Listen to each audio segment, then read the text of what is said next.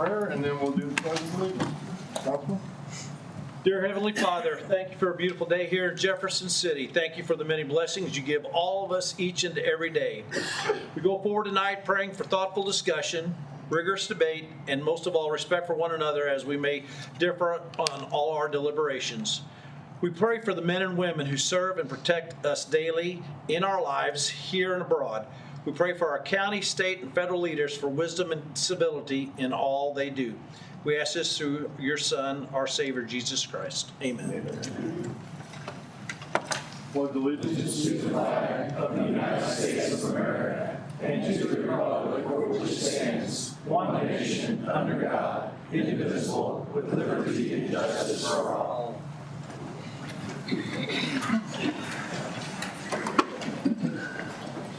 Thanks. We will go ahead and call the meeting to order and do a roll call. Pollard, Present. Hobbleton, Job, here, Lester, Here. Michael, Here. Neely, Schwartz, Spencer, Here. Spicer, Present. Young, present. We have a quorum. Next item is adoption of the agenda. Yeah, second. A motion and a second. Any discussion? All in favor? Aye. Any opposed? All right. Takes us to item 4, miscellaneous. I think Mr. Smith is going to help us on this. Thank you all. Again, my name is Britt Smith. My pleasure to be working for our Public Works Department. And better pleasure is to recognize a couple of our outstanding staff in Public Works. We have several staff members that have attended what is known as the Public Works Institute. And Dina Messner, did I get it close? Did. Is with us with the APWA Metro chapter in Kansas. And she's going to tell us a little bit about that program. Thank you, Brett. Excuse me. I am one of the co-directors of this program. I've been doing this since I retired from New Summit, Missouri about 4 years ago. I was there about 21 years, so I do know Public Works and a little bit about what we're trying to teach in this program. It is a nationally recognized, it was started with the national organization. American Public Works Association has about 30,000 plus members right now, representing local governments and communities throughout the United States and into Canada. A Public Works Institute is an education or training program offered by APWA through individual chapters that concentrates on management and leadership professional development for public works professionals. The Kansas City Metro chapter started one about 15 years ago, and it's one of only 18 in the country, so we feel pretty excited to be able to offer this to a lot of folks in the area.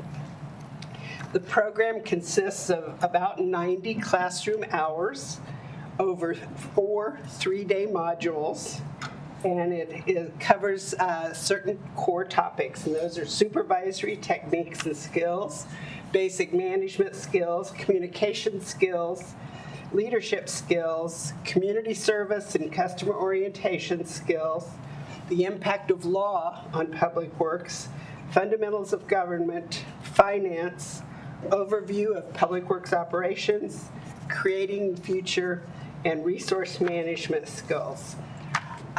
Jefferson City has been a great supporter of this program. They have, including the 2 we're recognized tonight, they have 18 graduates in the Public Works Department. So they've all put in this level of work, this level of attendance and commitment. So with that, I do want to recognize them with their official graduate. Right. I left the other ones in the back. Oh, okay. I was going to say there's another piece. So, first of all, we'll call Michael Albert.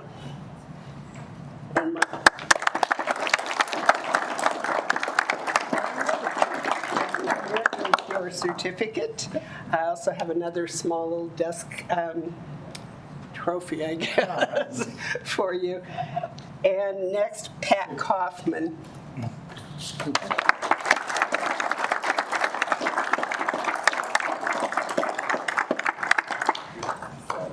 And we're really glad to have Jefferson City involved in this. They've been wonderful. We've got more that are continuing in the program. It started from about 11 people in the very first class to now we have 70 to 75 and a waiting list most sessions. So it's a very popular program, and it takes a little effort. So I hope you guys enjoyed it, got some value from it, and congratulations to both of you. Thank you very much. I told you. Yeah, would you? Sure. He sure is.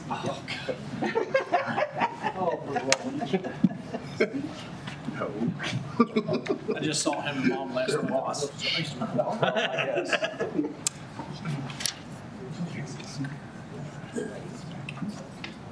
Here we go. 1, 2, 3. Take one more. Awesome. Thank you. Thanks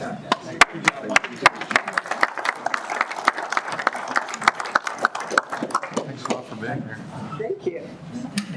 We've reaped a lot of benefits from this program. As we said, 18 graduates.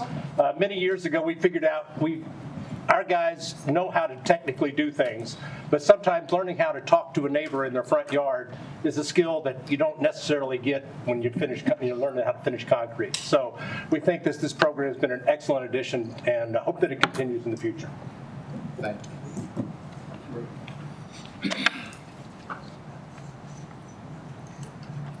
All right, that takes us down to item 5, opportunity for public comment. We have 4 individuals signed up. We've got Matt Voss, saying it right. You just identify yourself and thanks for being here. Okay. My name is Matt Voss, and my wife and I moved to Jefferson City about 8 months ago. We live in Ward 5. And I come to you all tonight in hopes that you would consider a citywide ordinance ban on exhaust brakes on trucks within the city limits. My wife and I live over along Highway 54 in the Central Electric area. I went through my neighborhood just on Saturday, collected real easily about 25 signatures in about 2 hours. And there's just all the people over there recognize this as a huge problem. I hold my Class A CDL license myself. I know that the small hill out there is not really necessary as far as safety-wise for brakes, for the exhaust brakes on trucks. And a matter of fact, the speed limit actually increases right at the top of the hill. So to say that you're going to be building up too much speed coming down that hill or anything else, the speed limit actually changes right at the top of the hill and increases. So I just hope that maybe we could do something about that. Maybe something could be done within specific hours. I don't really see the need if they don't need those brakes, those exhaust brakes in the evening. I don't know why they would need them during the day either, to be honest with you. So, but we would love to just to see something be done with it. It would be a matter of just putting some signs up along the highway, enforcing it. It'd be a way to even generate some revenue for the city. I don't think it would be a real big deal to do it. I know there's a lot of surrounding, Wardsville's got a city ordinance. There's a lot of surrounding places that have the noise ordinances like that. So. Well, I appreciate your comments. I know Councilman Leichel chairs our Public Safety Committee. They have been working, Councilman Spencer has been working on some language. So I would encourage you to follow that. I don't know if it's on their agenda for their next meeting, but they may be looking for some public comments. But it has been a topic. Chief has been involved, Chief Wildy. So we'll make sure that, they've obviously heard your comments. Right. And we appreciate you bringing that. That's how things happen when citizens come to us. So I agree. there are some things going on, but some impetus from the community will help their efforts. Sure. Yeah, I greatly appreciate y'all's time. Thanks. Thank you. Mr. Lester Elder? Chief, I'm here for the presentation with Chief Ward. So. Okay, so are all 3 the same thing? Yes. We have Tim Nichols.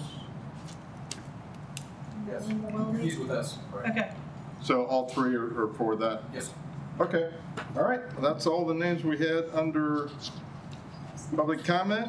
Public hearings, we have none this meeting. Apparently we have 3 next meeting, so we'll be ready for those. Appointments by the mayor, I think I announced in the pre-meeting, we will have some going to the admin committee on Wednesday, so they're, assuming they adopt those, we should see some at the next meeting. So presentations, item 8, presentations from staff and consultants, which takes us to item A, the American Heart Month.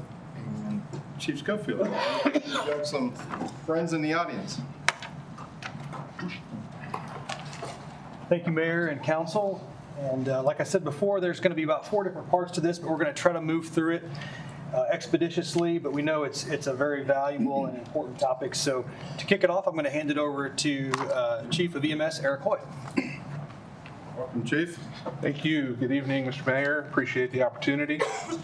I'm here on behalf of a joint county-city initiative highlighting February's Heart Month. Cardiovascular disease accounts for 1 in every 5 deaths, or approximately 1 death every 33 seconds across our country. And it is the leading killer of city and county residents. The most severe form of cardiovascular disease is sudden cardiac arrest. Nationwide, sudden cardiac arrest has a survival rate of less than 10%. In our community, 66 patients received care for sudden cardiac arrest in 2024. Only 6 survived to be discharged from the hospital. That's a survival rate of 9.1%. However, there is hope in improving these survival rates, as patients who receive bystander CPR prior to the arrival of first responders see their survival rate increase to 35%. And for patients who receive bystander CPR and the use of an automated external defibrillator, or AED, when available and utilized, the survival rate increased to 66%. The Jefferson City Fire Department and Cole County EMS are partnering on several initiatives throughout the month of February to increase awareness and access to these life-saving interventions in our community. JCFD Captain Billy Bolton, who you'll hear from in a couple minutes, is working on with the GIS team to create a living registry of all AEDs in our community, a project that not only raises awareness in real time, but is a foundational piece to future projects. Also, on February 19th, JCFD and Cole County EMS will be hosting a free hands-only CPR and AED class in the JCPD training room, just next door here, 401 Monroe Street, from 1:30 to 3:30. Training is open to anyone wishing to attend. Finally, in just a few minutes, the council will be presented with a resolution to affirm the city's commitment to ensuring access to AEDs in public spaces. Furthermore, the Cole County Commission is also ready to issue a proclamation at tomorrow's morning's meeting to affirm the same commitment for county spaces. However, before we present that resolution, I think it's important to go beyond statistics and share a true example of what the links of survival can produce in our community. On May 24th, 2024, Tom Fast was working in his office at the Missouri Lottery Building when he suffered a sudden cardiac arrest. Mr. Fast's coworkers, all trained in CPR, took immediate action by activating 911 and retrieving the on-site AED. An EMS 911 communicator provided Mr. Fast's coworkers with instructions on how to utilize the AED over the phone. One shock from the AED was delivered, returning Mr. Fast's heart to a normal rhythm. As first responders from JCFD, JCPD, and Cole County EMS arrived, Mr. Fast was quickly regaining consciousness. In honor of Heart Month, I would like to invite Mr. Fast to share his story, followed by asking Mr. Director Elder to come up and recognize his coworkers from the Missouri Lottery and also the first responders here in attendance tonight for their actions in providing stabilizing care. So with your permission, I'd like to invite Mr. Fast up to share his story and his thoughts with the group.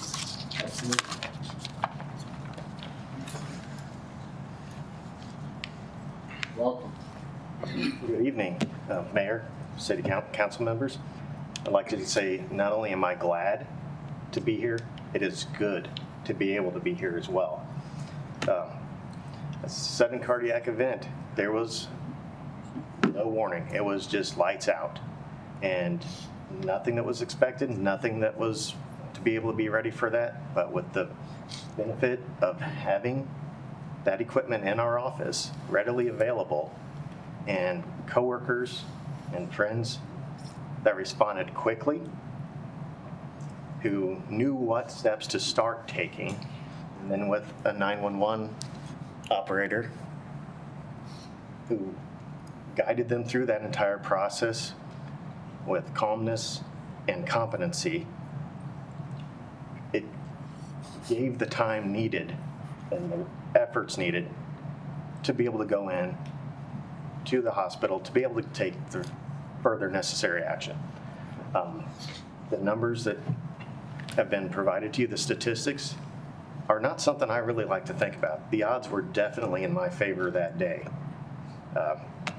Just with the people that were available, the equipment that was available, and just how the time frame of everything worked together.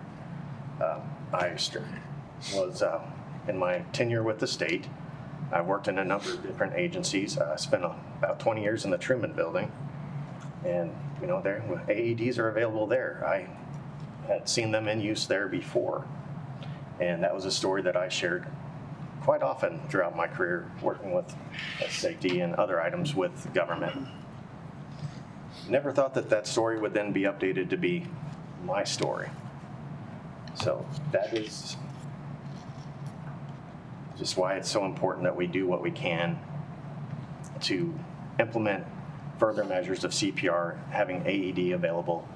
With the training mission on February 19th, we do have several staff members of our team that will be attending that as well already. So, and we just encourage public buildings or any building to realize that these types of devices, they're not just good ideas.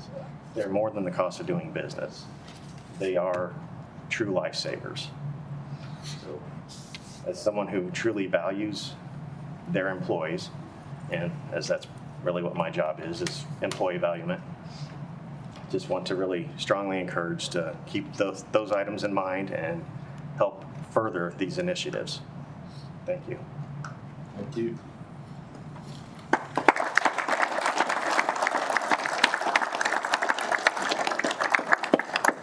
So as Mr. Fast kind of touched on, without the human aspect, it is just a piece of equipment. And for the outcome that was achieved in this case, really did take some remarkable intervention by folks who don't really do that on a daily basis. So to recognize and honor those folks, I'd like to invite the director of the Missouri Lottery, Lester Elder, up to introduce his folks, and then the fire chief and I have a little presentation to make to them, if you'll so allow us to do so.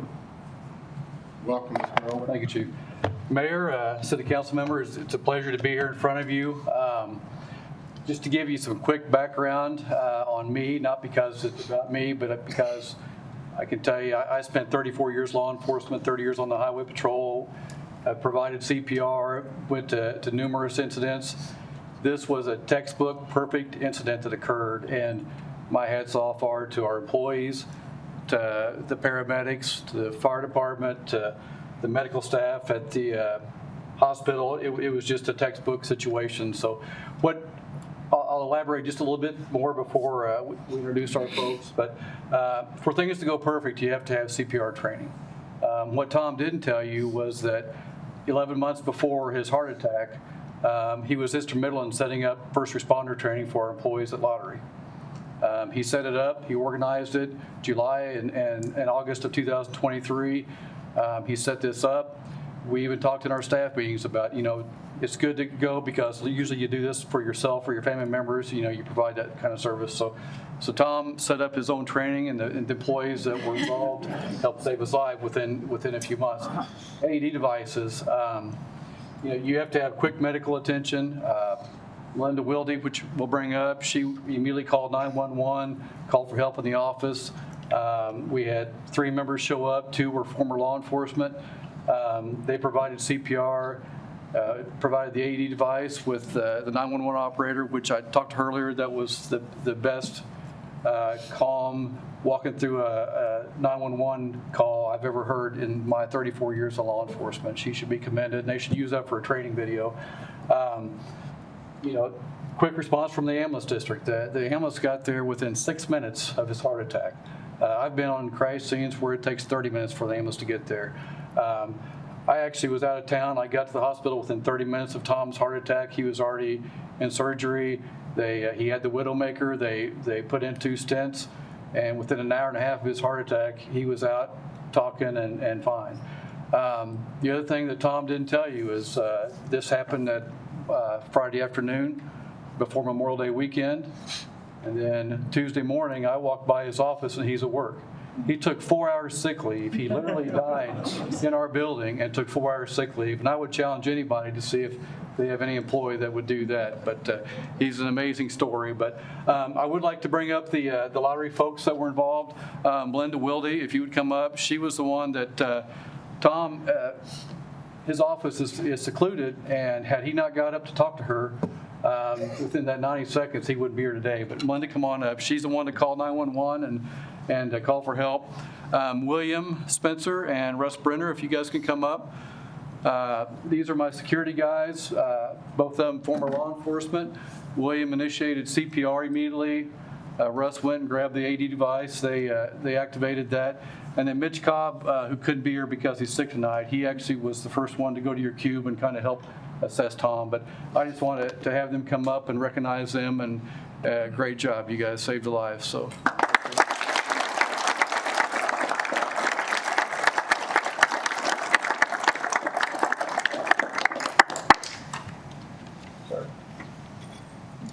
So before we move on and present the challenge coins, I also want to take the opportunity to bring up the public safety folks who are also involved in this case. Joining us tonight, Battalion Chief Chip Smack from Cole County EMS, Paramedic Rita West, and EMT Tanner Nolte, who were on the crew that provided support after Tom's event.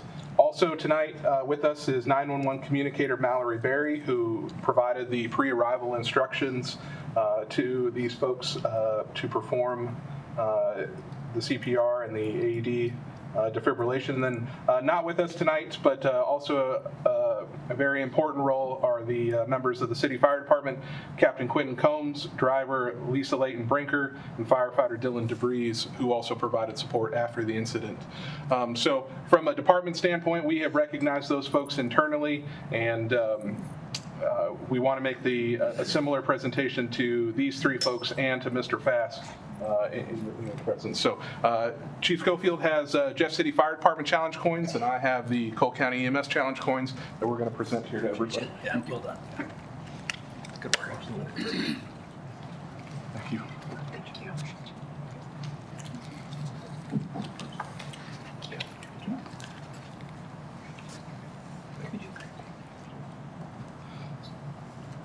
So, Mr. Mayor, if you wouldn't mind, if we could have everybody that's here tonight come up and we can get a photo to help us raise awareness and celebrate heart. That'll be great. And I'll stay back here and we'll get council and we'll do a good picture. And everybody that was mentioned, please come up and join. You go to the middle and we'll get 911 out. Director, do you want to join us?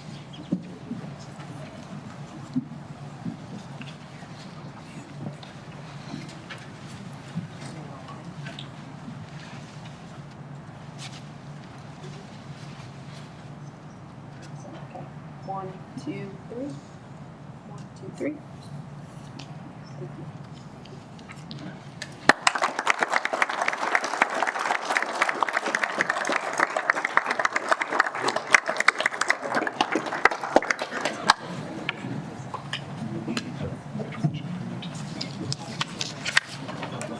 Okay, next, if I could, I'd like to have Molly meet us up here, as well as Captain Billy Bolden, and we'll bring up the slideshow here that we have from the back. And I want to talk just a little bit, it was already mentioned a little bit about the AED locator, how that's going to work, and the project that Billy, Molly, and our GIS staff have been working on. So I will hand that over to Captain Bolden.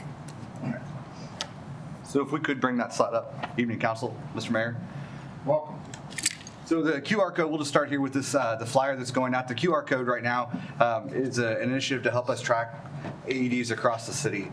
By scanning that QR code, it will take you to a map and a brief bit of information, which anybody throughout the public can fill out. Once that information is filled out, it will then go to a map that our GIS department has helped make, which helps us track our AEDs across the city.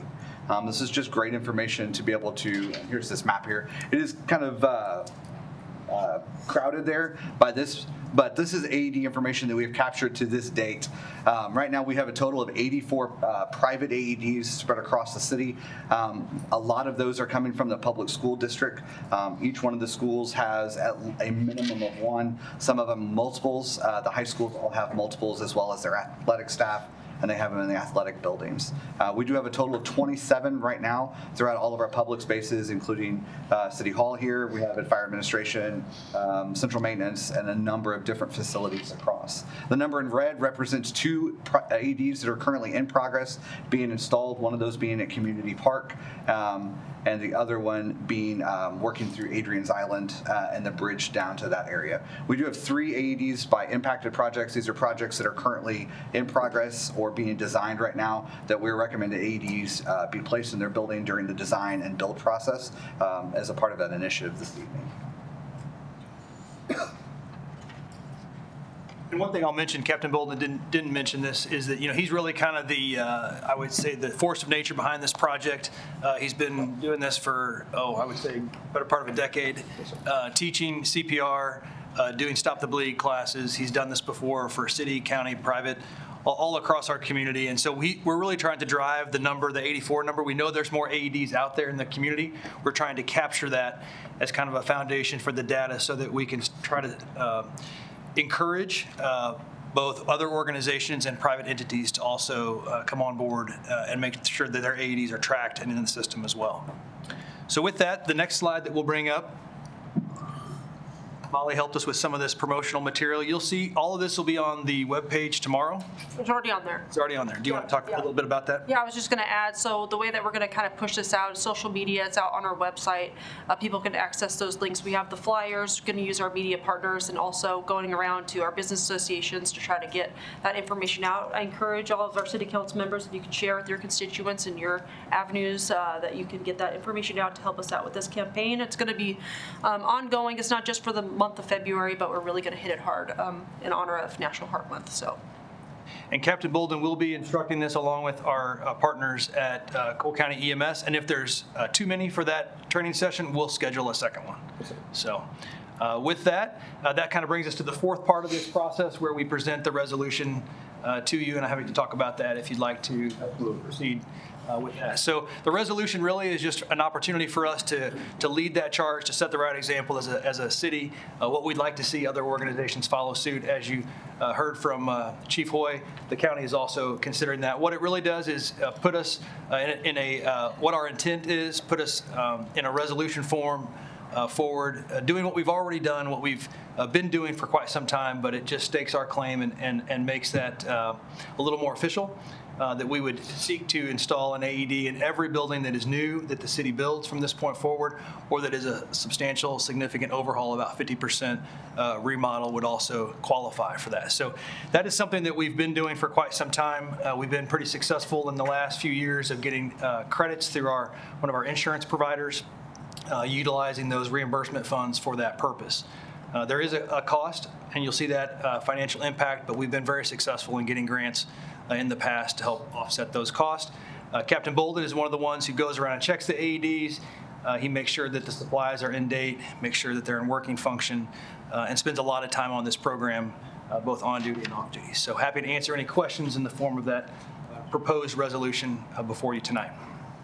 Okay.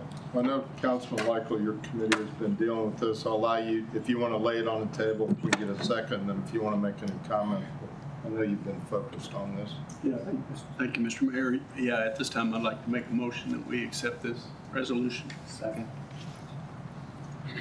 Are there any comments from council? I think you passed it out 5-0, so it seems like it's got pretty good momentum.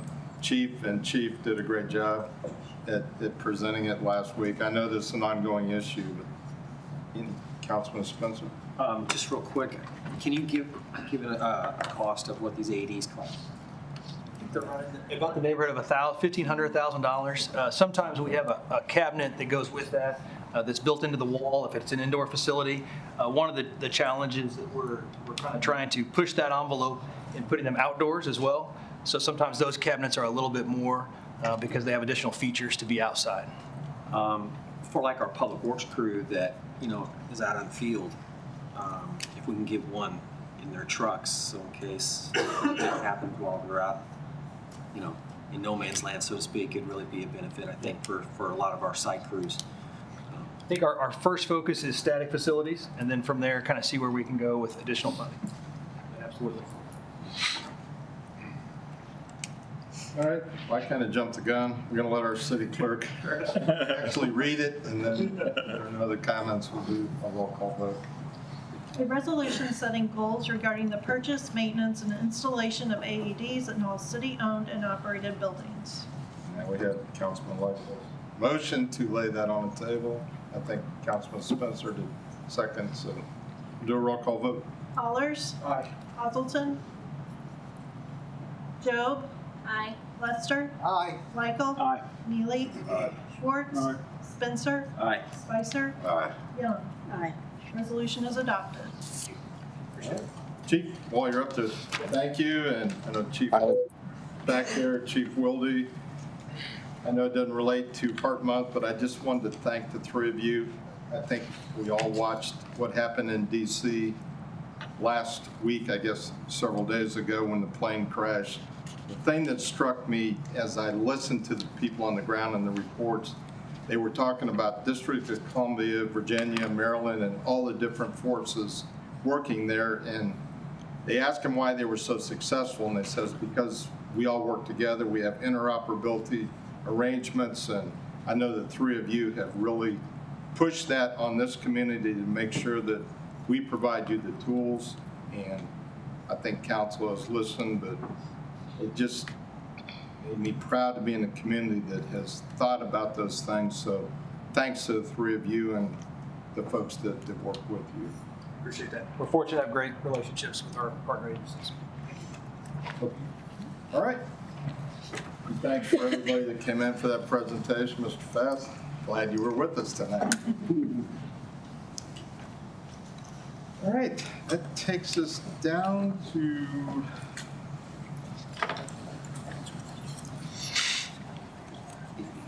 on Fairfield Public-Private. We've got some friends in from Texas, but I think Mr. Holzschneider is going to give us a little update before we go to that. Yes, very tough act to follow. Kind of points the picture on a cool community we have. So again, Luke Holzschneider with the Jefferson City Regional Economic Partnership. Excited to be here as we reach another phase of the downtown redevelopment project. We started down this path on this project roughly a year ago in the selection of Garfield Public-Private to kind of be our ushers and walk us through this exciting project, really with the goal of enhancing economic activity by redeveloping that block downtown into a state-of-the-art conference center, hotel, and parking solution. And what you're going to hear tonight from Stephen Ray with Garfield Public-Private is going to be kind of a discussion of the research and the recommendations on what they propose we should do and how we should do it. But before we jump into that, I did want to touch on before we get into the what we do and how we do it, just kind of why it's important. So stepping back into, even where we were a year ago, that goal of enhancing new economic activity, in starting with the studies that they'll go through and, the market demands, the cost estimates, the program that was being developed, we reached out to the University of Missouri and through the Extension Office and the Exceed program and asked if they would be willing and able to work with us on performing an economic impact study. The impacts of a project like this are truly the why. That's that's what we're very passionate about, and that's the impact that so many of the community members and a lot of folks that are in here tonight are passionate about seeing advance forward. The effects of this project go well beyond the site and the facility itself. And many times we can lose sight of that. We start to focus in solely on the development itself, and the property that is being considered for this project. But we want to make sure that we understand the impacts that happen because of this development that aren't necessarily measured on the site itself. As we're looking at different opportunities, as JC Rep and as a community on opportunities for growth, very few opportunities are as prime for this community as a capital city as this development. And so, I did want to share a couple of those economic impacts that were provided to us through the University of Missouri. It is available on our website if you want to go read the entire impact study. It's on the Conference Center page on the JC Rep website. So, just looking at and boiling it down into Cole County impacts of this development, and looking at really the initial two phases. So the impact of the construction phase of the project, which is anticipated to be roughly 24 months, as well as the initial 10 years of operations. There's some pretty dramatic impacts that we would be looking to receive on this. And again, these are impacts that are not impacts directly at the site. These are impacts throughout the community. So just during the construction period, it would generate, again, forecasted about $110 million in new wealth in the community. So those are new dollars coming into this community that would support roughly 504 jobs during that time period, and which would equate to about $92 million of employment income. Again, just that first 24 months during the point of construction. Then they looked at the first 10 years of operation. So post-construction, what are some of those impacts? In Cole County specifically, again, there's impacts that will spread beyond just this community, but from the smallest jurisdiction that they can define some economic impacts is at a county level, but they do show some of the statewide impacts. But the first 10 years of operation, it was projected at $200 million in new wealth into this community during the first 10 years of operation. That is above and beyond the construction time period impacts. And support on average for each of those 10 years about 330 jobs in this community as a result of this development. Those 330 jobs over that 10-year period, some part-time, some full-time, would generate about $120+ million in employment income over that time period. So in total, about $310 million in new wealth to the community over those first two phases. So both during the construction, that 2 years, and the first 10 years of operation. And supporting on average, if you average all of that out, about 372 jobs annually that would be here directly as a result of the project. They also broke out some of the local taxes that would be benefited to the community through the development. These are taxes that would be anticipated to be realized at the community outside of the site itself. So these are not the taxes that are generated from the site. These are the things that through new employment, people that are purchasing things, as well businesses that are here in support of people that are attending events, that would be growing and hiring people and growing their businesses, that roughly about $14 million in new local taxes would be generated off-site during that first 12 years, the 2 years of construction and 10 years of operation. So, I wanted to share this because, as I mentioned, a lot of times we dive directly into the project and the site itself, which is important and is critical to this project. But what we wanted to also understand is really the why. Why are we even talking about this project? It is a great opportunity for enhancing our local economy.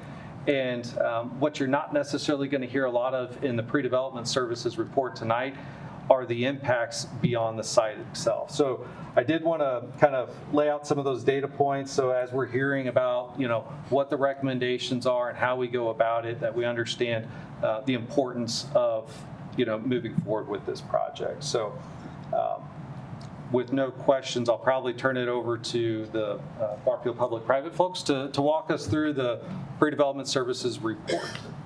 So Steve, I believe, is going to start. Yes. Thank you, Luke. You bet. Welcome, Steve. Thank you. He was telling me he took credit for bringing us some Texas winter weather, so thank you very much for You're very welcome. warm weather.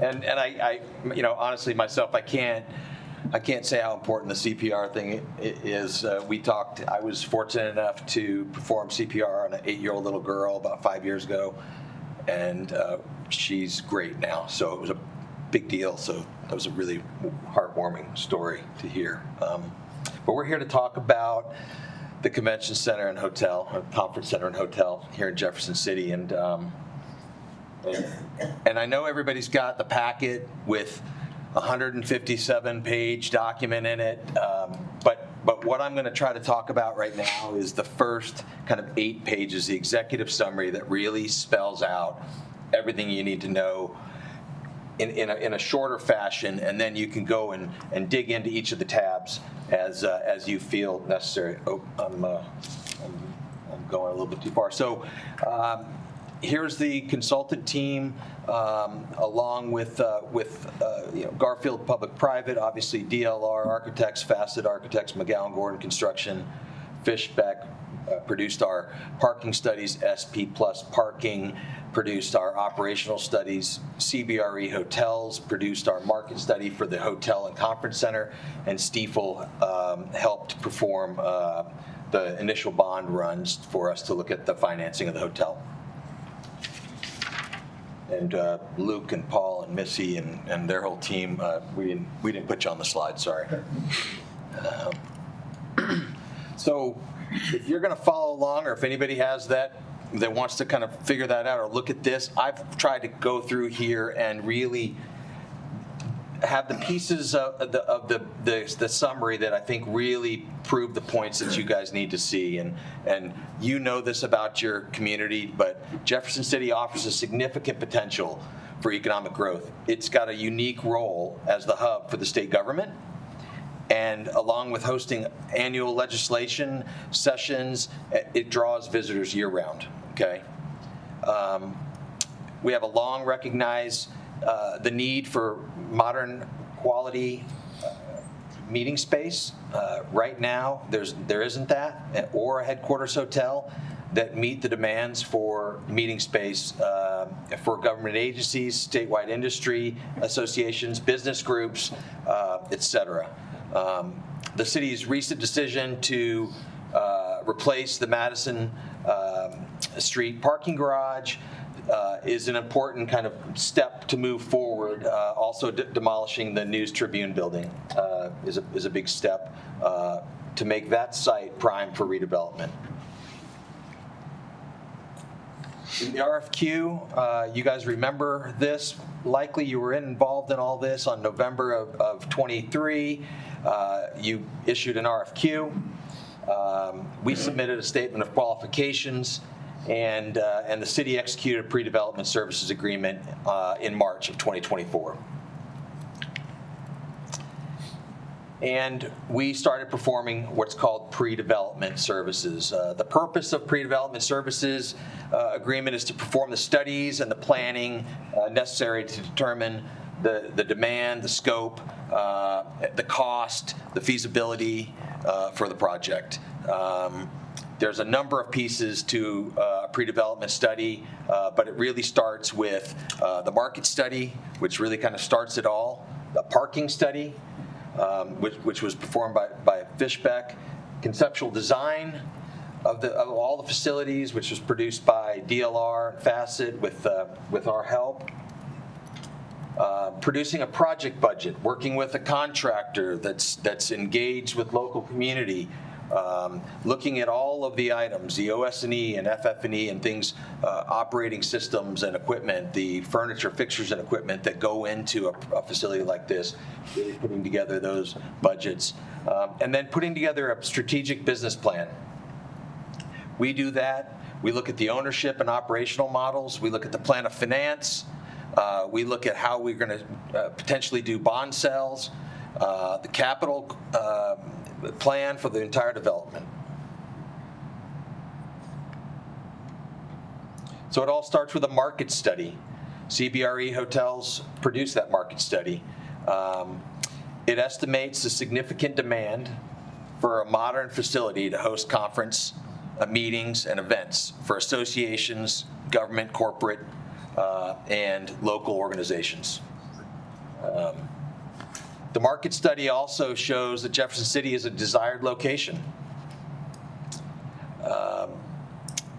The initial responses is that the development could support a hotel with 250 keys. We looked at an initial hotel of 250 keys. We'll come back to that in a few minutes because it's kind of an iterative process. You get the market study, you design, you cost it, you come back around and you really look at how does that work, how much will that make from a revenue standpoint, et cetera. And so we kind of did all that and then we rounded back and decided, you know what, this hotel site could support a 250 key hotel, but if we go in right now with a 200 key hotel, actually it's about 204 keys now, it's just going to be the sweet spot for this hotel. And what it's going to do is it's going to push those extra keys of hotel needs to the rest of the community. And you'll see some of that in a few minutes. I'll show you that. Project performance. The report also shows you what the average daily rate, what this hotel is going to, how it's going to perform. The average daily rate here we're projecting is $191.52 with an occupancy rate of 70%, so 70% full. And you take both of those things together and you put together something called RevPAR, which is revenue per available room. And those two together, so $191.52 times 70% occupancy is $134. The hotel and conference center will generate approximately $4.5 million, $4.6 million to service debt. Okay, so after it does all of its operations, pays all of the salaries, keeps the lights on, there will be $4.6 million to service debt, and that is annually growing by 3%, okay? Now, going back to the 250 keys to 200 keys, there's an induced demand. By bringing modern meeting facilities that you don't have today, you have groups, and Diane will tell you, there's groups that just won't come because there's not the meeting space for them to use here, and there's not a modern facility attached to it. So there's an induced demand for 6,600 to 9,900 additional room nights per year that are not accommodated by the hotel. So those room nights will go to all the other hotels in the area. And that's really the point of a hotel like this. It's to bring in the groups, but it's not just to bring in 200 people. You bring in 600 people or 700 people, and they stay everywhere. And to Luke's point, they get there, they don't have a tie. They have to go buy a tie. They don't eat every meal in the hotel. They go out and eat at restaurants, or they go get a Starbucks, or all kinds of things. There's all kinds of spending that happens outside. So we also did a parking study. Parking is a big deal in Jefferson City, and especially with a parking structure like the Madison Street garage. Fishbeck did the parking study. Peak occupancy was measured at 55%. I'm going to show you some heat map images. You've seen them before. You've seen the market study. You've seen the parking study, but I'm going to show them again because parking is not being used very efficiently. And initially, Fishbeck recommended that we provide about 780 spaces. When we came back with a little bit smaller hotel, and they looked at it, and Fishbeck looked at it from an engineering standpoint, and then SP Plus looked at it from an operations standpoint. We've come back with a recommendation of about 690 spaces. I think actually the design you're going to see is 688 spaces, but a little bit smaller garage. So we want the garage to be efficient. You don't build it for Easter Sunday, right? You don't want it just empty most of the time. So a big important thing to talk about is parking during construction. Right now, that's a garage that's got hundreds of people that park in it every day. where do we put those folks for the 2 years while this is under construction, or maybe even longer? There's going to be a demolition process. This garage comes down, and then we have to build a new garage. So if you look at some of those points, we're going to relocate existing state parking leases to state or private lots. Temporarily modify street parking, time limitations, make it a little bit more, a little more ability to have people park, a little bit more people park on the street. Encourage parking in underutilized lots. Explore utilizing private lots. You know, use things like use apps based where somebody can park in a parking lot and just pay on an app. And then identify other parking spaces outside the study area that can be that we can shuttle groups in if they need to be. If you look at this map, again, you don't need to see all the detail of it, but just in general, red is 90 to 100% utilized. Okay, these are 2 different times. I think they're morning and afternoon of a weekday during legislature. Okay, so you see a very small part of this is even between 90 and 100%. Yellow, even a smaller area, 80 to 90%. Green is 70 to 80%, and then blue is less than 60% utilized. Most of the parking in the city is not utilized. So the next thing we do is we dig into a conceptual design. We take the market study and we look at all of the elements and programmatic pieces that they say that we need, and then we start building a design. And our team created multiple concepts. I don't know how many options we did, but we did a lot. Taking all of the pieces, the hotel, the conference center, the garage, and we would design it, evaluate it, revise it again, and just go on from there. So the project includes an 8-story, approximately 204-key hotel, a 16,500 square foot grand ballroom, a 13,000 square foot of additional breakout and meeting space, a restaurant, a lounge bar, a market/coffee shop, etc. 5-story parking structure garage with 688 spaces. So we just wanted to touch. I know most people are familiar with where this site is, but you know, that's the site of the existing garage, kind of catty corner from the governor's mansion. That's the site. Still has the News Tribune building shown in this image, but that's been removed, and you see the parking structure there. It's you know, really a underutilized piece of land for something in such a central location for a city. So I'm just going to really quickly just kind of show you on this graphic, and again, this is in the design deck. If you go under concept design, you can scroll. There's probably 14, 15 sheets, but you know, purple is the hotel tower. Dark green on the corner, and you know what? Paul showed me this. Really? Oh, there we go. Restaurant kind of on this corner. Restaurants in a hotel, nobody wants to say, well, I ate at the restaurant in the hotel, right? So we want hotel restaurants to have a street-facing door. We want them to be local. We want them to be a restaurant that just happens to be in the base of the hotel, okay? It might serve as a 3-meal restaurant. You might have breakfast there, but we want the community to come in and enjoy that restaurant, okay?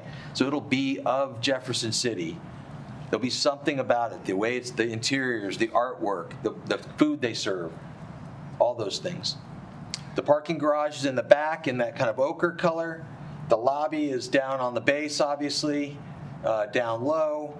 And then we have pre-function space kind of lined on the front of Capitol. And then ballrooms are up high. I'll try to show you this, and if folks, ballrooms are up in this area. Lots of back of house and lots of meeting space. And I'm going to show you some plans here. Sorry if anybody has any questions about the plan. I'm happy to slow down, but I'm trying to move. This is level 1. This is on the ground. Capitol Avenue is on the front side here. Monroe on the right, Madison on the left. You'll see our main ballroom on this level is in this area with pre-function space all along here, and then lobby, check-in, lounge bar, and 3-meal restaurant with all the kitchens, and then truck docks, etc. It's a really efficient plan. Lots of front-facing building, open, lots of glass, lots of space. One of the things, that I think people get hung up on is how much meeting space is there. When we quote meeting space in these drawings or in these documents, we're talking about meeting space, leasable meeting space inside of a meeting room. There is so much space out here that is pre-function space, that is where cocktail receptions happen. You could have a speaker or anything happen in these spaces, but lots of meeting space. And then there's also meeting rooms along Madison here. Okay.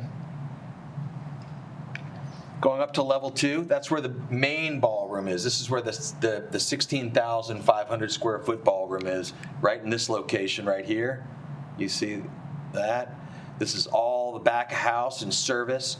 You know, happy to tour you folks on through a hotel that we've done that's similar to this.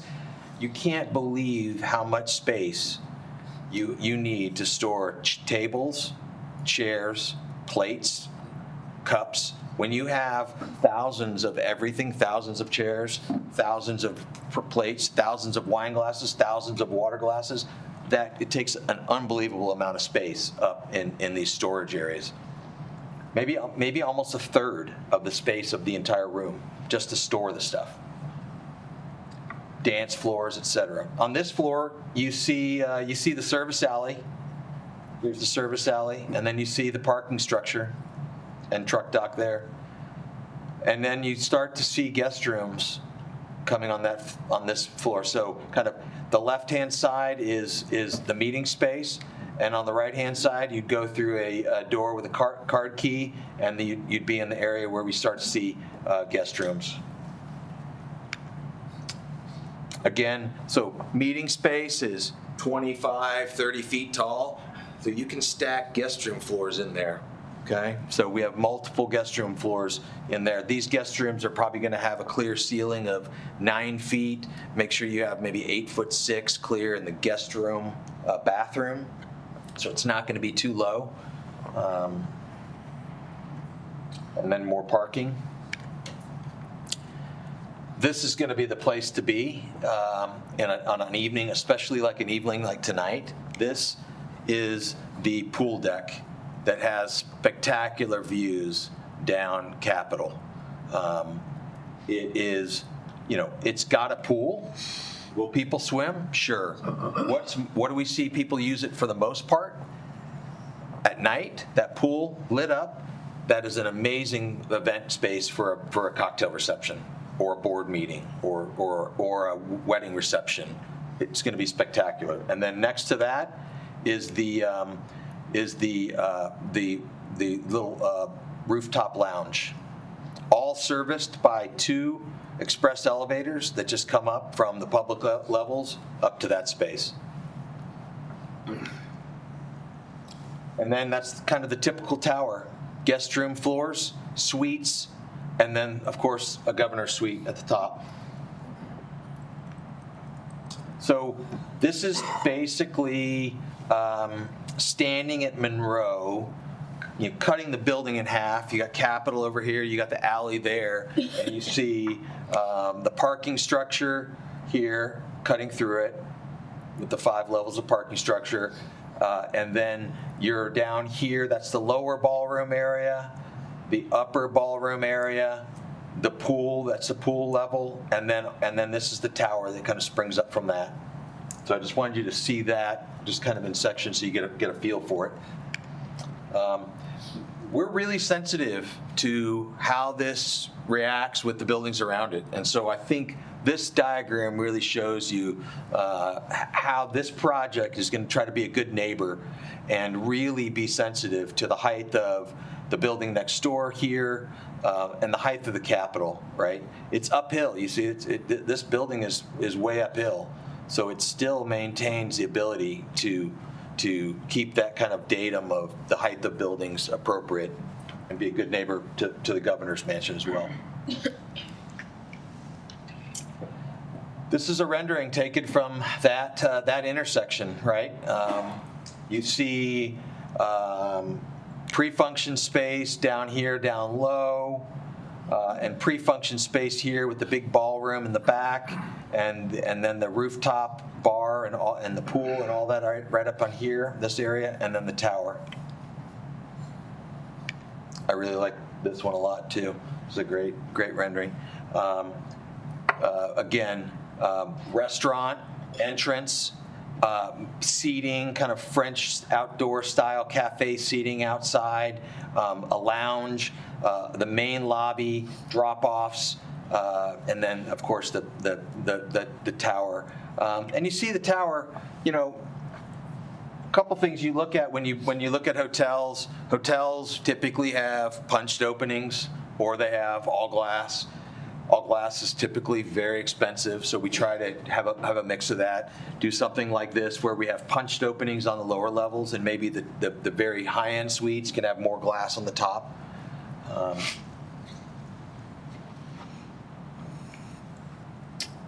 So let's talk about budget. McGowan Gordon, our partner in construction, worked on all of the construction cost estimates for each component. Garfield, with our experience with our brands and our asset management, we estimated all the non-construction costs. The furniture, fixtures, equipment, the operating systems and equipment, the IT, due diligence, professional fees, inspections and commissioning, all those fees. We put those all together. Brand fees, pre-opening budgets from hotels, contingencies, and then we've escalated this. We can all have a conversation about what escalation is right now. We're carrying, I think, about 1% a quarter, and trying to carry this throughout for about a year, where we would get to the point where we could close financing, sell bonds, et cetera, et cetera. And so that carries right now a development budget of $130 million. Let's talk about project ownership. We recommend utilizing a public-private, non-profit ownership model, okay? It costs less to finance. It's got greater benefits to the city. It's tax exempt, okay? You don't pay taxes, you don't pay ad valorem taxes. The city wouldn't pay ad valorem taxes for this project, and you wouldn't pay sales tax for construction. That could be a few $1 million alone right there, just in construction costs. It's a lower interest rate. Ray says this all the time. If we're going to sell bonds, there could be bonds that are sold by the state or the city, or bonds that are sold against the NOI of the hotel. If they're tax exempt, these bonds could be at 5%, 5.5%. If you go out and want to do this on a private side, you're going to go out and you're going to get a 50% loan from a bank at maybe 9 or 10%. Then you'll get a 15% piece of equity that is probably going to be looking for a 25% return on that piece. And that leaves this 35% piece that's the mezzanine loan, and that's probably a mid-teens return. So you're looking at a cost of capital in the mid-teens for a private project. This kind of project you can look at maybe having a 5.5%, 6%, 7%, half the cost, because it's tax exempt and because of the interest rates, and it just reduces the development costs. So conference centers supported by a full service headquarters hotel cannot be developed without contributions. That's just but we don't like it to be a subsidy. We like it to be an investment. Okay. public not-for-profit will receive all the cash flows. When this hotel is done paying all its expenses and pays all the debt service, it drops money out the bottom, which is called the surplus fund. And all that money goes to the not-for-profit owner, which is a quasi-governmental, for the city of Jefferson City. And once the debt is done on this project, so let's say 2 years to develop, or, a year to develop, 2 years to construct it. After 28 years of paying bonds off, the city owns this property free and clear, and it'll be an over $100 million project with no debt.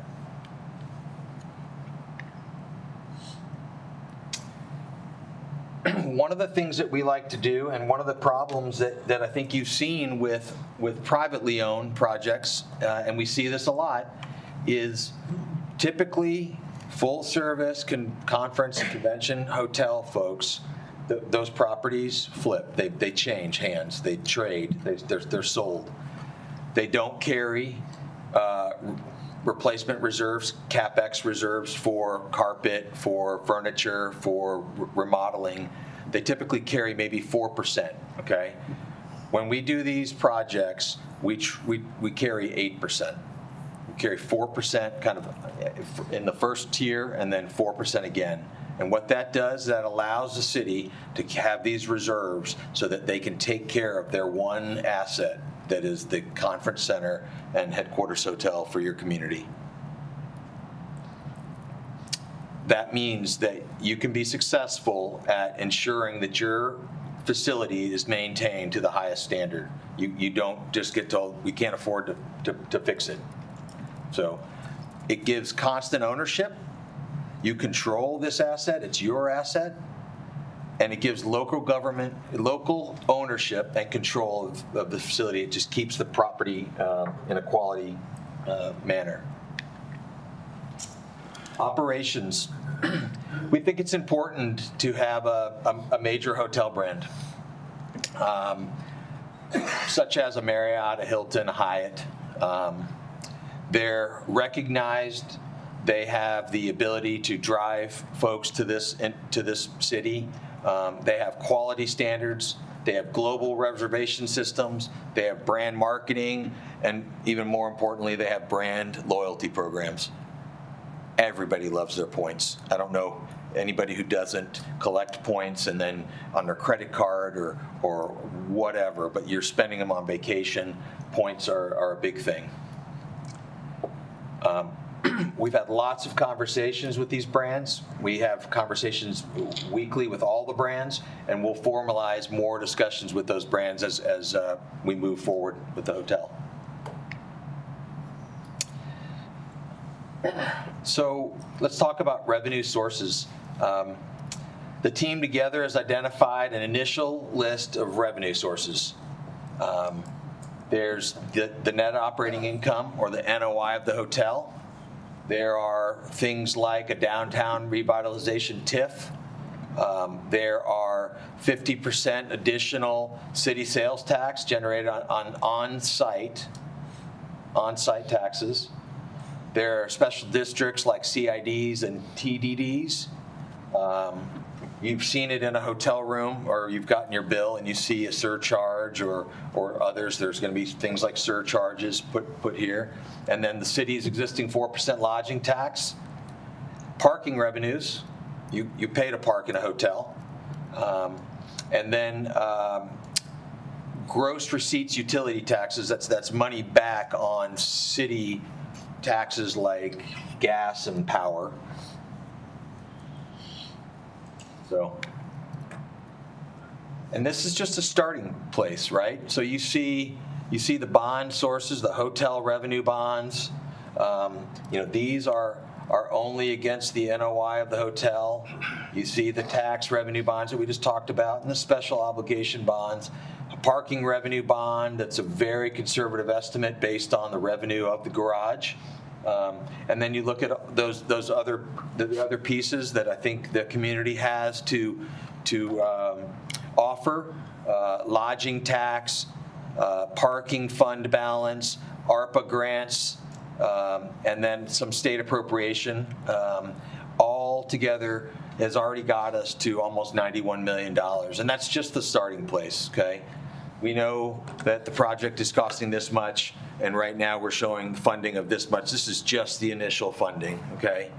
This is where the work starts, right? We have a concept design, we have conceptual financing, we have conceptual costing. This is the beginning, okay? We take it from here and really start to hone in. And I think there's, I'm not saying that the state is putting anything in, but there, I think there's potential outside funding sources of partnering with the state. I know there's conversations that are being had. I think contributions called key money, a brand will provide some money up front to be able to have a management agreement. These are long-term agreements. This is a 30-year qualified management agreement, okay? Licensing and naming rights, product supply licensing. There's a great thought about develop made in Missouri concept where we can have things that are products made here, whether it's ceiling tiles or carpet or wall panels. Highlight those, put a sign and allow those things to come into the property and give those people a little something extra if they give the project a really good deal on chairs or wood or base or whatnot. And then again, philanthropic contributions, those are always welcome. So for a project like this. Recommendations. So we think that this is a tremendous opportunity for your city. And we know you've been to this point before. Before I was here, I think Ray was here in 2007, maybe. These are hard, right? Every community that wants to do these struggles to get to this point, but you're at a really good spot. And I think you're at a point now where you can just push ahead and you can get there. This will generate significant economic growth. The next steps that we would say would be to continue on with the design and development of the project under what we call a master development agreement. That's the next step. The master development agreement will be what kind of is the roadmap for the next 12 months for all of us to work together. And so you'll see we've got kind of a basic schedule here, saying, okay, let's say we execute a master development agreement in March, a month from now. It's possible. We could then complete schematic design and update pricing. So what's so important about this is, like I said before, it's an iterative process, is that you design it. Now we take the same design, and we're always trying to drive the prices down, the same time where we're trying to drive the funding sources up and get those two to meet. So we take this design and we continue to develop it. Now we'll start having really deep conversations with brands. We'll bring the brand in and start having conversations about what the brand would like to see here. And that's schematic design. We could have schematic design done in May. We can complete design development, which is the next few months of design, in August. And then we could complete construction documents by the end of the year. At that point, we can then produce a GMP, a guaranteed maximum price. Okay, it's a guaranteed maximum price. Here I'm going to build this for that amount of money. We have that with our contractor. And we accept the GMP in February of 26. We issue bonds and we provide a notice to proceed in March. So a year from starting, we can provide a notice to proceed and start construction. And so you see mobilize, construction in May, and we have substantial completion in February of 2028. Final completion a month later, and have soft opening. And then a grand opening in April. So look, can this be tighter? We've built it in quicker. We built a hotel in 16 months. Have hotels taken longer than 24 months? Sure, but I think this is a really good, solid schedule for us to all be shooting for. And I think as we get a little bit more into it, we talk about the exact square footage and heights and things, we should really start to hone in on a tight schedule. But we want to manage expectations. I think that's all we have. I'm going to end on the on one of the renderings. A beautiful project. So, any questions? I had one. I'm just looking back through the building section. It says west to east and all that. And it has an optional underground garage. So there's going to be no. We were talking about one time maybe going down 1 or 2 levels. If that was the 800, let's say the 800 one, right? Yeah. Or something less. But that optional one you have in the drawing, do you have an idea what that would cost? So, is there anything in the line item about that? Yeah. So what Councilman's talking about is we used to show a garage level down here as well. When we had 800 spaces, that was important because the issue that you're trying to do is you're trying to keep the garage as low as you can, because here is my hotel room right here. This is the room they'll put me in, and I'll be staring. If this garage goes up any higher, I'll just be staring into garage. So you don't want to do that, right? But underground garage is very expensive. Okay, you start going underground, and it could be double the cost of a garage above grade. I didn't look at all the numbers through that. I didn't know if that was a line item on the next page. So we'll throw that at you. So it's tricky. Any of you have been down on that lower level, part of it is underground. So I think what we want to do is get down there and survey all of that and figure out where are we right now on there. Because if we already have a little bit that's underground, it's already been excavated, that's the tough part. So we can come in there and put that in, that would be great. So we're open, but we're just trying to be economical. I was just looking at that and just. I think I asked you before, where are we going to find the workers? It sounds like it's going to take a lot to make to work for at the hotel. Yeah. Sure. Because everybody in town struggling to find people to work. So I know last time we spoke, you said something about bussing some people in. Well, I think we've built hotels in challenging markets like Abilene, Texas, that don't have full service hotels there at all. This isn't Abilene. Yeah, but it's really, you look to the brands, right? I think, and let's say this was a Marriott brand. Marriott would then go to look at the big Marriott. Maybe there's the 1,000-room Marriott next to the convention center in St. Louis. They'd look to pull some of those people, say, hey, this person that's a rooms manager, maybe they're a director of rooms here, or an assistant general manager, maybe it's their opportunity to become a GM at a hotel. So I think we see a lot of that kind of stuff. And then I think there's really looking at Kansas City and St. Louis or other markets, maybe even in Columbia. Can we bring folks from those spots? It's going to be. It is an issue. We know that, and always is. But it's a challenge that I think the brands will help us work when this becomes kind of a flagship hotel for both the city and for that brand. So. Well, the reason I asked, we have a Marriott property here, and we still struggle to get help. So. Absolutely. No, I'm aware. The name's not going to bring people in, is what I'm saying. I mean, we still have 40-something thousand people in this town. Yeah. Thank you. Yeah, sure.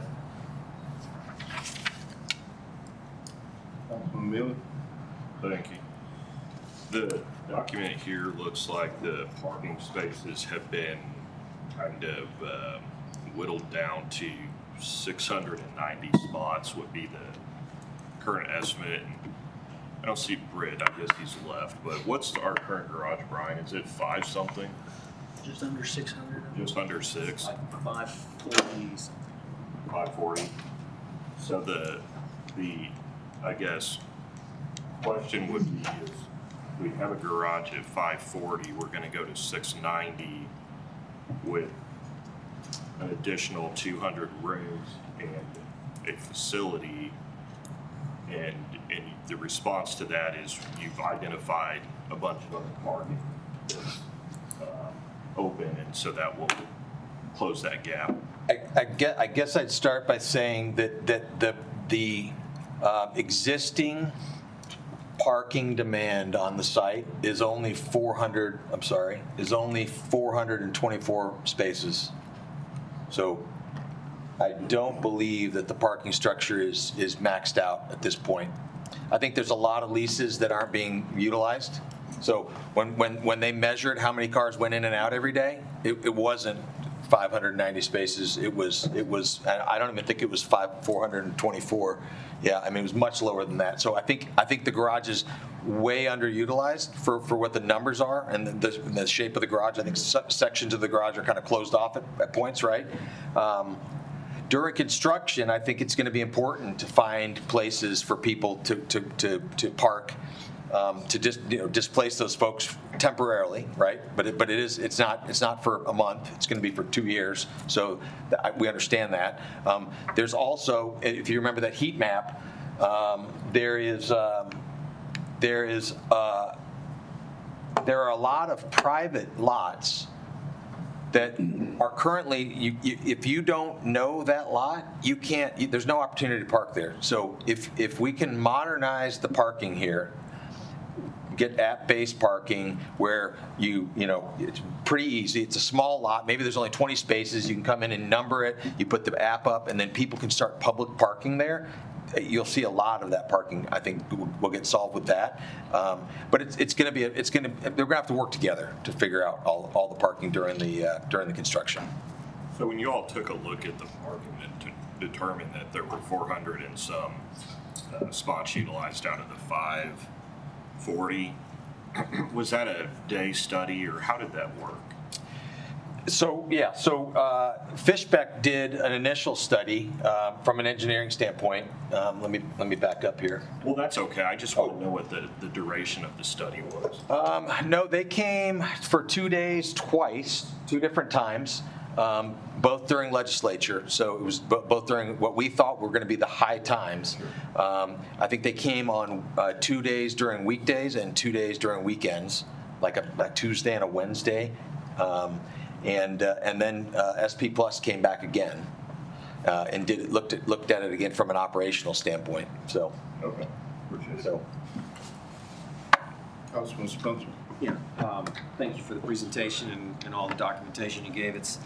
I can just speak from experience that we're definitely a lot further along than we were during the previous administration, and the previous information was lackluster with that. Can you give any percentages of how strong or accurate, I should say, how accurate your anticipated or projected revenues are when you're first phasing this project in on opening from other projects? I mean, that's probably, I know that's kind of the foundation of moving forward with the program. How accurate do you anticipate those projections? So let me touch on that, and then let me tell you how you kind of solve for that, right? So I think the numbers are done by a third party that really doesn't have anything to do with the project. They're a hotel consulting firm that are one of the top. There's only a handful of folks that can do this, an HVS or a CBRE. These folks are out of New York, but they are scientists about figuring out what these numbers are.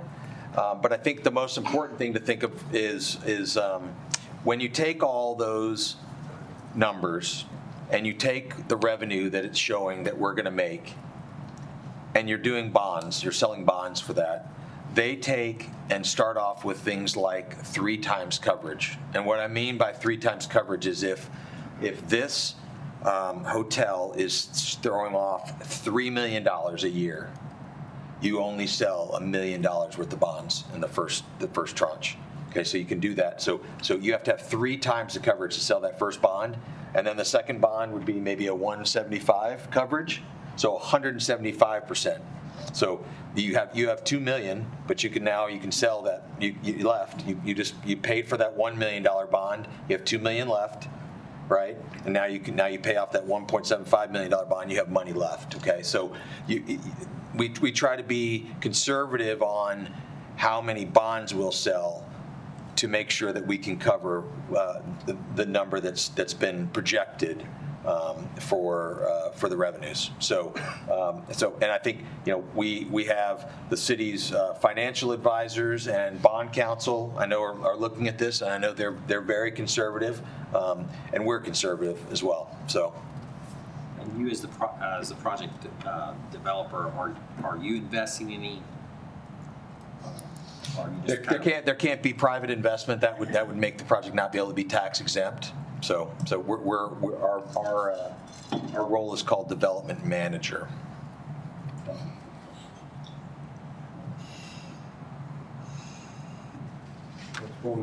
Yes. I just had a clarifying question. You had mentioned 2 different rates for the hotel stay, and I heard you say $190 for an average stay, and then you said $134. Me as an individual, how much would I expect to pay? So the first number that we put up, and it's under, if you go back later and want to look at this later, in the executive summary, you can go to the project performance tab, or project performance in the executive summary. You can go look there. And then if you want to, and we can talk about this even more afterwards, the market study that's in there is like a 100-page document, and I can show you the table where all this comes from. But in general, the money that you would pay would be the $191.52, okay? So that's the average daily rate. That is the average rate that someone pays. When you take that number and you multiply it times the occupancy, so occupancy is 70%, so you would multiply $191 by 0.70, and that gives you this ratio that is used in the industry called RevPAR. And what RevPAR is revenue per available room. So what it does is it takes what you paid times how full the hotel is, and it tells how much money the hotel's making per room, right? Because if you're only 70% occupied, you're 30% empty, right? So that's what it does. It takes about you. So you'll notice that the $134 is about a third less than the $191. So is that? Yes. Okay, awesome. Yes. You mentioned some of the funding mechanisms, surcharges, some different taxing districts, I guess you would call them. Yep. Are those specific to that development only, or does that affect the whole area? How does that affect everyone else doing business nearby? So these are only project specific. So just want to make sure so yes, let me see here. So these are specific to the hotel project. So if you go to, I think it's about on page 8 of the summary tab, of the executive summary, about page 8 is called revenue sources. You can see those listed there. I believe it shows that each of those are project specific only. The ones that are citywide are then specifically, for instance, the city's existing 4% lodging tax is a citywide number. Okay, that's something that I think Diane's group uses on in the CVB. But all these others are project specific. So the surcharges are only on this hotel. We wouldn't be mandating that everybody else has to put a surcharge on their hotel. I had one other question. Yeah. So another thing that we're going to be talking about tonight pertains to an urban renewal plan that exists in a different area of Jefferson City. Was that urban renewal plan factored in whenever you all were planning this? You mean any potential development of hotels that might happen there? So there's going to be hotel development that occurs. Okay, I think one thing that all of us hope for when you develop a hotel like this in a city like this is that we don't have 5 hotels develop at the exact same time right next door, okay? And that can happen. You build a full-service hotel like this, folks understand that if I can go in and put a limited service hotel right next door, that it would affect our rates, right? Because that's a cheaper option, and a lot of people are going to do that. You saw the induced demand, 6,600 rooms to 9,900 rooms a year are going to go somewhere else. That this hotel, if it's not here, they're not going to come. They're coming for that meeting space. They just can't stay in the hotel, okay? Because there's not enough room. So they're going to go all over the place. So we know that there'll be more development like that. We know that 5 years down the road, there could be development 2 blocks down the street of another limited service hotel of 120 keys that would then they'd work together with this hotel, okay? That can happen, but those things will happen organically, right? So there's going to be we know that hotels are going to continue to be built. We just hope that they can all work together. We do say this hotel will be it's the tide that raises all ships. It really does. It brings in funds. I think when we talked about the market study last time we were here, we showed numbers that showed that the rest of the market is going to see a little bit of a bump because we're coming in with a rate here, and they're all down at this point, so they all can come in and maybe get a little bit of a lift themselves. So. Thank you. So on the operating income pro forma, after the completion, after a couple of years, we've used that 70% occupancy. And I've read that that's kind of a maximum that could be practically expected for this type of convention center. So I'm wondering, how confident are you in that 70%? We see higher rates. We see higher occupancies than that in other markets that are similar. 72%, 73%, sometimes a little bit more in smaller markets as well. So I don't think. I mean, Ray, you have any concern about a 70% occupancy rate? No, and it's not our projection. Of course, it's CBRE's projection. But the Westin Hotel in Irving, Texas, that particular study showed a 74% occupancy at about $215 a night. It's a much more populated area and a lot of Fortune 500 companies in the area. But yeah, I mean, I think we're confident in the number that CBRE produced in this market study.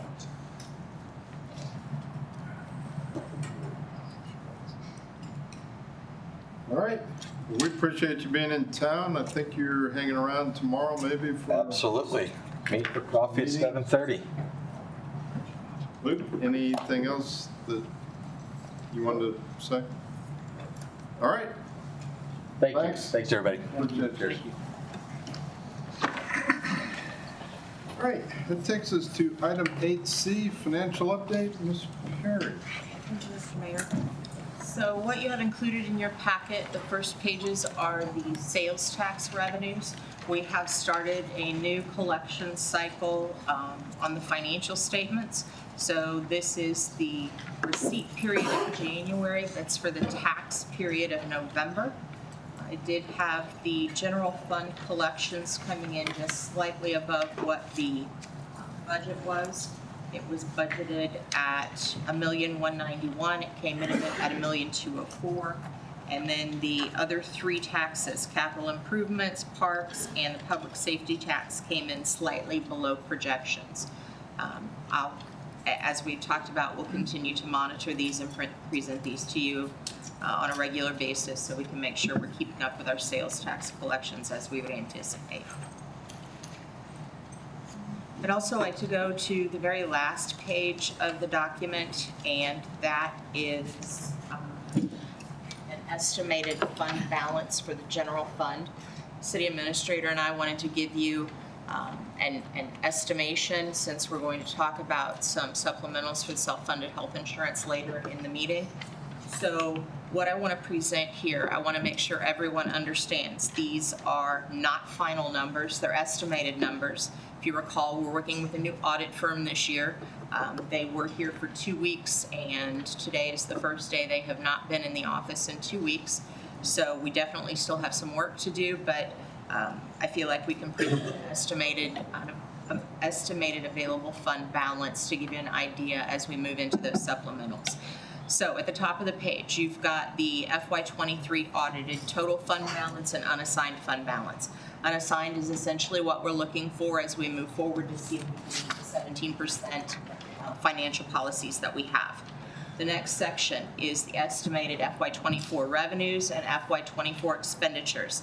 In looking at this, it appears that our revenues are going to be about $2 million over our expenditures.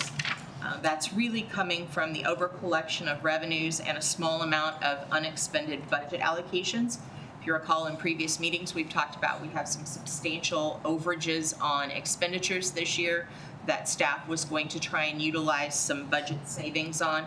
We did accomplish that. We only ended up with about $35,000 left in that unallocated pool.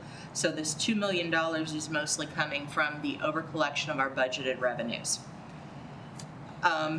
Part of the logistics of those financial reports is we also have to back out several categories for committed inventories, prepaids, and restricteds related to encumbrances.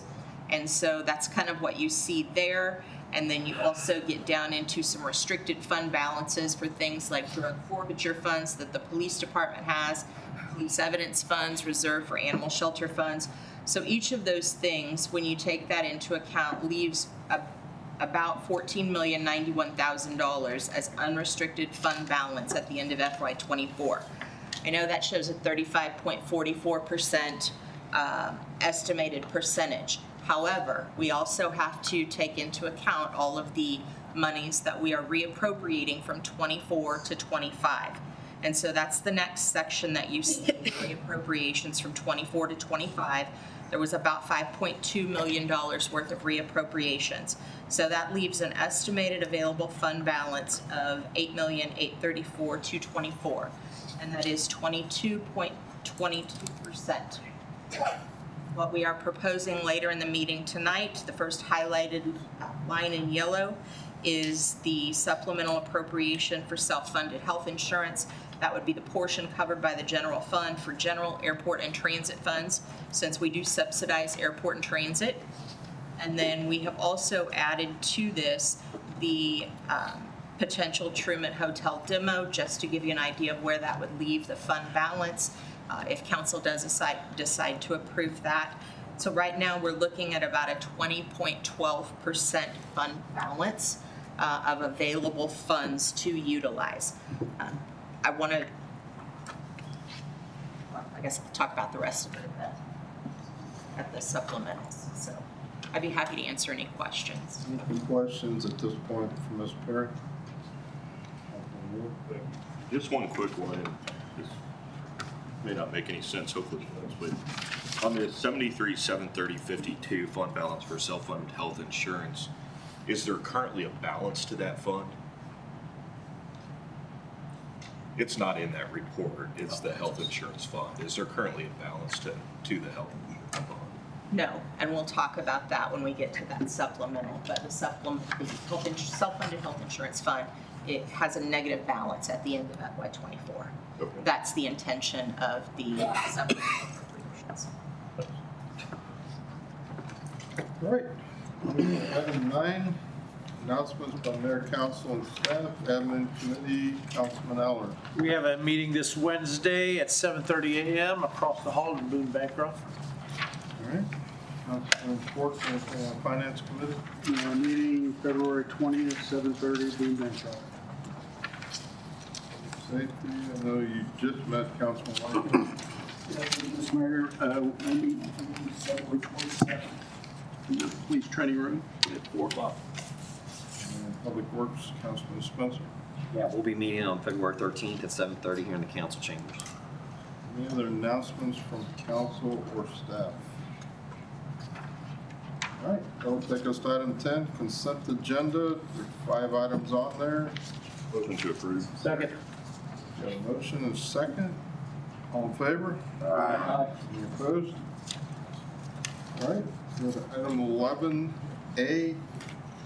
Bills introduced, 2024-074.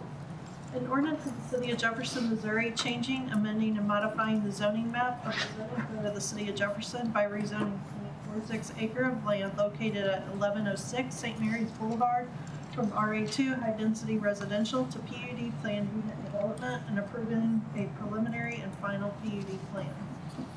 Mr. Smith, welcome. Yes, thank you, Mayor. So, as clerk had read, this is a rezoning request from an RA2, which is a multifamily district, into the PUD district. It would allow for a preliminary and final PUD plan approval. And essentially, this would be to allow an existing structure, an additional use that is not currently permitted in the underlying zoning. So you can see here's the property located on the north side of St. Mary's Boulevard. Typically surrounded also by that multifamily high-density residential zoning district. There is some commercial zoning to the east in the C1 district, and then a school facility a little further to the east of that location. The request here was to take the previous property that had been utilized by Old Pass Baptist Church and essentially repurpose the property. Churches can be a little difficult sometimes to repurpose. PUD district allows them essentially to look for some other uses for that. So churches generally are located in residential zoning districts, but they're not residential buildings. So the PUD allows for a little more creative reuse of that property. The end user for this property would be the Healing House and New Beginnings Incorporated. The use, which is really the only thing that the PUD is allowing here, the existing structure will essentially stay as is, would be for essentially recovery support services and office space for that facility. And so per the information that they did submit, it would essentially be for something similar to drug counseling for individuals at this property. Again, and then office space for that staff as well. This went in front of the Planning and Zoning Commission at their at their December meeting. In a vote of 8-0, that did pass and recommended approval by the Planning and Zoning Commission for that rezoning and that plan. There was one individual there that did speak out against that with some concerns with the use of the site and the traffic. And his concerns, I think, were captured in the council memo. With that being said, I'd be happy to answer any questions. Any questions on 7-4? All right, move to Bill 2024-075. An ordinance of the City of Jefferson, Missouri, changing, amending, and modifying the zoning map of the zoning code of the City of Jefferson by rezoning 0.5 acre of land located at 413 and 417 East Capitol Avenue from MU1 mixed use to PUD planned unit development and approving a preliminary PUD plan. Keep you busy, Mr. Smith. Thank you, Mr. Mayor. We'll proceed on to this one, and it's actually kind of similar in regards to the fact that the PUD plan that's being requested here is essentially for an additional use that can't be actually utilized on that property with the current zoning. So you may recognize this property. These are East Capitol Avenue properties, one which was recently awarded for the redevelopment of that East Capitol Avenue corridor. You may also remember that this area has an overlay district, conservation district overlay district that has some design standards along with that. The current property owner, 413, requested essentially to be able to reuse this property with additional permitted use. So there's an underlying zoning district of mixed use. That does allow some kind of low intensity commercial uses and office uses along with some residential uses. Particular why we call it a mixed-use district. Unfortunately, restaurants are not one of those uses that you can actually have a business on along this area in the overlay district in that mixed-use corridor. So the request here at this property, you can see kind of the hashed here in the overlay here is essentially that overlay district. There are a couple other examples of PUD rezonings within this district. In fact, Within that overlay district, there remains mention of PUDs being kind of a preferred method to seek some relief from some of those standards. In that regard, then it would go in front of the Planning and Zoning Commission, in front of the City Council for approval of that relief. These two properties, though, again, awarded to one property owner to redevelop that site, and the one at 413 has been under some rehabilitation. The property to that 417, per the plan that was submitted, would be an accessory property that would include a patio to service that restaurant use. This is kind of the kind of rough outline there. Again, we worked with the applicant on this since there's really not a change to the property in terms of the building. They really supplied us with basically information on where the additional patio would go. They're also relocating an existing driveway on that site from directly east of the existing property on 413 to more on the west side of the property, or excuse me, on the far east side of 417 to kind of better utilize the site and allow that patio to connect to the building. There'd be additional parking to the rear of that property as well. This did, in addition, go to the Planning and Zoning Commission at their January meeting, and they did vote again 8-0 in favor of that request. And I would be happy to answer any questions. Councilman Lester. On 413, the second story of that structure, what's the intended use? Is that storage, or what's the intention for this? I think the intent is to, and I think the owner is in the audience, but I think it's been shared with us that might be remodeled into some restaurant space as well, in addition to that first. Any other comments you want to make, Mr. Campy? No, that's correct. It would be restaurant space as well. Thanks for being here also. Yep. All right, seeing no other questions, we'll go to 2024-076. An ordinance of the City of Jefferson, Missouri, changing, amending, and modifying the zoning map of the zoning code of the City of Jefferson by rezoning 21.36 acres located in the 4400 block of Rainbow Drive from RA1 High Density Residential to PUD Planned Unit Development, and approving a preliminary PUD plan and preliminary subdivision plat of Savannah Place subdivision. One for the three-peat, Right. Mr. Smith. Hopefully it's successful. So as a clerk read, this is another rezoning from an existing straight zoning within the city is how we refer to it, into a PUD district. And I didn't touch on this before, but PUD districts really are designed to allow a little relief from the zoning district where sometimes it's a little rigid. So it allows a property owner to come in and ask for different designs, different uses, different kind of method of putting uses together than maybe is otherwise allowed. And so as you saw on the previous two, that was more for additional permitted uses. This one's a little bit more for the design part of it. So currently the property is zoned right now as RA1, and that is a high-density multifamily district that would allow up to approximately, I think it's 12 units per acre. So this PUD, and here's a little aerial shot of that as well, but the PUD essentially lays out a two-family attached, we call them single-family attached, and also some single-family residential development. This is the layout. The access to the subdivision would be from two locations. One would be Rainbow Drive on the south. Another is for an internal connection of the current city street network from the east and the existing subdivision through Meeting Street, or Meeting Place. The overall development would encompass approximately 116 units and 72 lots. And as I mentioned in the pre-meeting, this is actually a revision to the original plan that was submitted to the Planning and Zoning, which was reviewed back in December. So two things I wanted to note: that there was a short delay after the Planning and Zoning before it came to council on its regular schedule. The owner at that time requested a short delay to review the plans in light of some of the comments that were received during the Planning and Zoning Commission. Coming out of that meeting and his review of the plan, they did reduce the number of overall units by 17. So it went from 133 units to 116 units.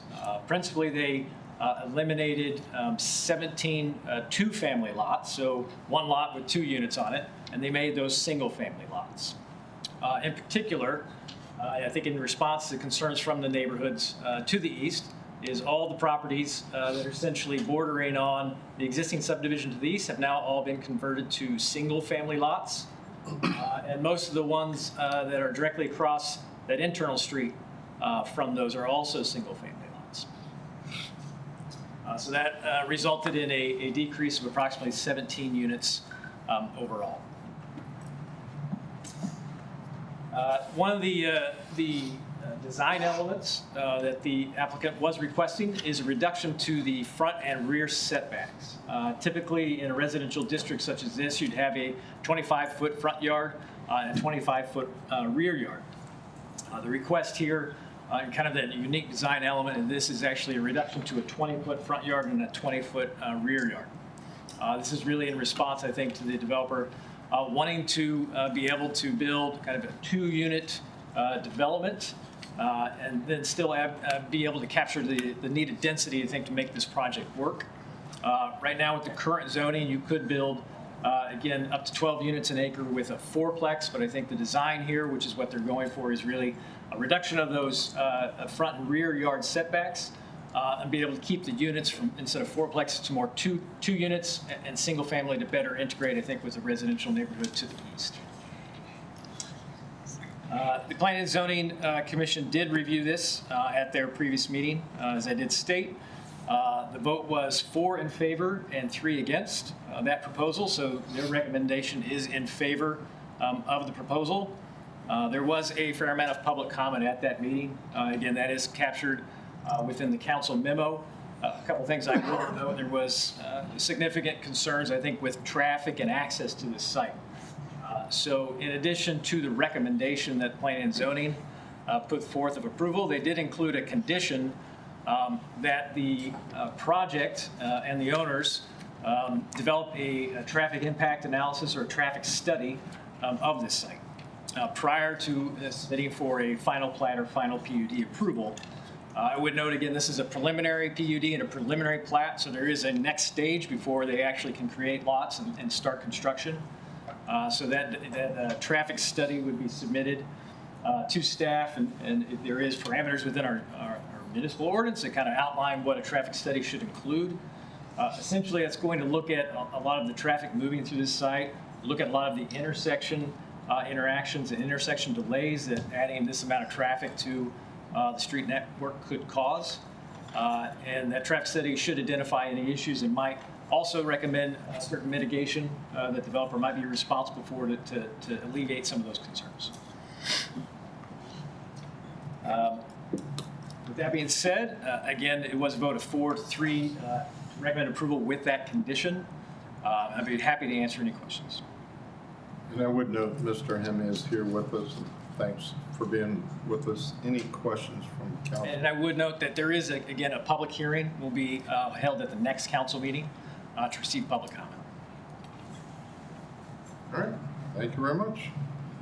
We'll now move to item 2024-077. I did not indicate in the pre-meeting, but you'll note that there's a check mark there, so I think there's going to be a request to suspend the rules at some point. We'll go ahead. An ordinance of the City of Jefferson, Missouri, amending the 2023-2024 budget of the City of Jefferson, Missouri by supplementally appropriating funds within the General Fund, Parks Fund, Parking Fund, and Wastewater Fund to the self-funded health insurance fund. Option A is based on the percent of employees in each fund, and option B is based on the administrative chargeback percentage. Thank you, Mr. Mayor. The city is anticipating that the ending balance of the self-funded health insurance as it stands right now for October 31st, 2024 is approximately $750,000 negative. So the proposals that you have before you tonight are supplemental appropriations for the $750,000 with 2 different types of allocation.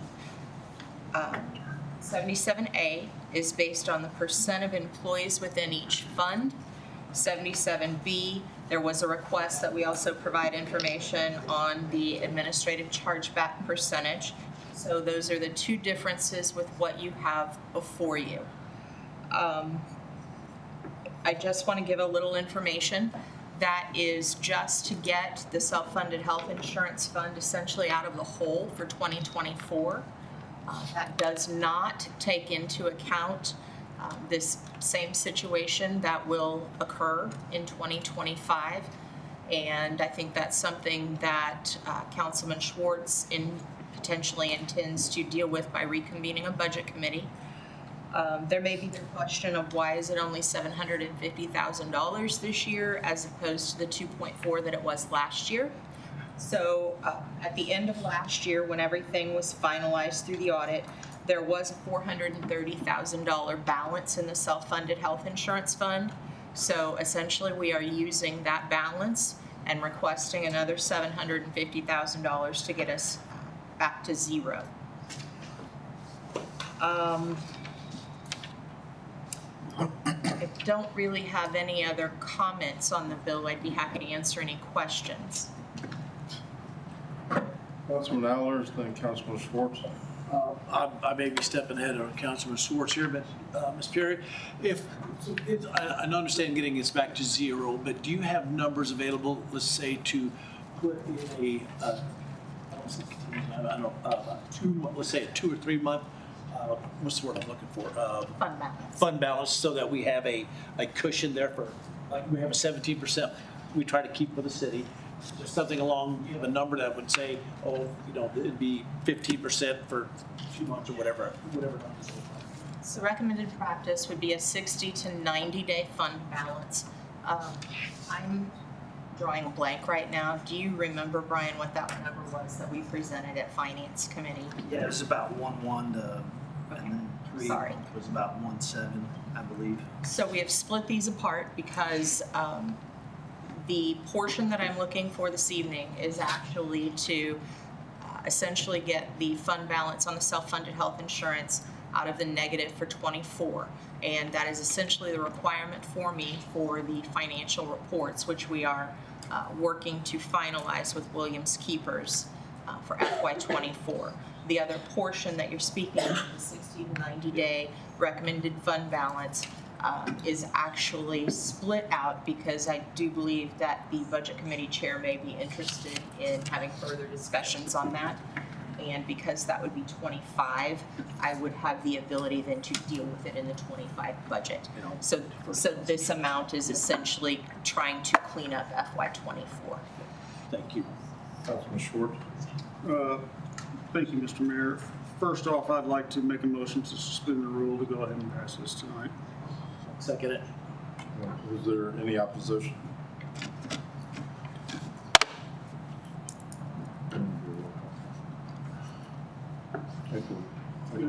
Okay. And then I've kind of looked at both of these objectively, both of these options. And I think we have roughly the same situation, but two different ways of looking at it. First of which, based on the employees within each fund, to me, that's not really a static number. If we set that as precedent moving forward, those numbers can change and maybe even drastically change over time. So my preference and my motion will be to go ahead and use 2024-077B. And my motion would be to go ahead and approve that. Second.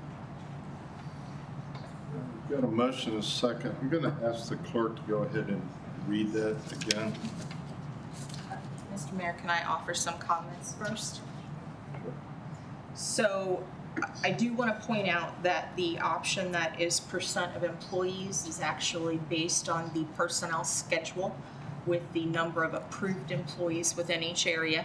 It does not correlate to the number of covered lives based on the employees within that area or their dependents. So I just want to make sure to point that out. And one of the reasons that we have not used the administrative chargebacks in the past is because this would be the first one of these that we have done since the Parks Administrative Chargeback has come up to a true allocation. So that would be the difference. It has been done in the past on percent of employees, but the allocation for administrative chargebacks has now been trued up, for lack of a better way to put it. So that was the second option that I'm offering. Okay, we're going to go ahead and read it, and then we can open it back up for additional discussion. An ordinance of the City of Jefferson, Missouri, amending the 2023 budget of the City of Jefferson, Missouri by supplementally appropriating funds from the General Fund, Parks Fund, Parking Fund, and Wastewater Fund for the self-funded Health Insurance Fund. Option B is based on the administrative chargeback percentage.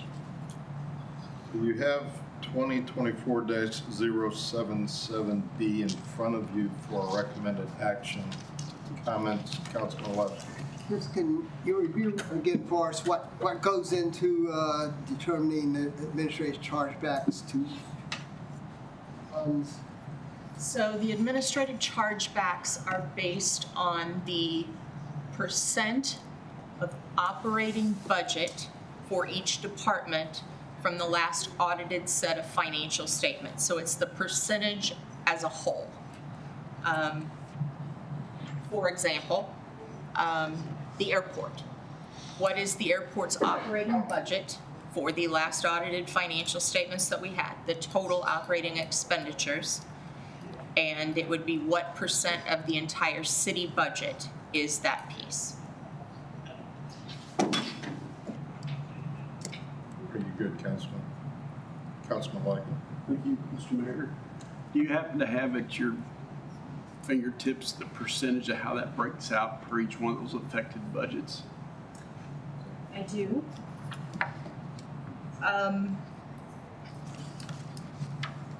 Option. It's in the packet, isn't Did I give a split broken? Not as a percentage. But I don't think I have the Okay, percentage. I'm sorry. Just numbers. Okay. I'm sorry. So just as an idea, the biggest ones that we have, if we're using option A, the general fund is 71.51% and parks is 11.9. If you're using the admin chargebacks, it's 65.76 and parks is 17.2. What I do want to point out in the admin chargebacks, since the general fund percentage is reduced, we are still picking up airport and transit from the general fund as well. So the airport and transit percentages increase in that instance, and so the general fund is picking up more of an expense for airport and transit.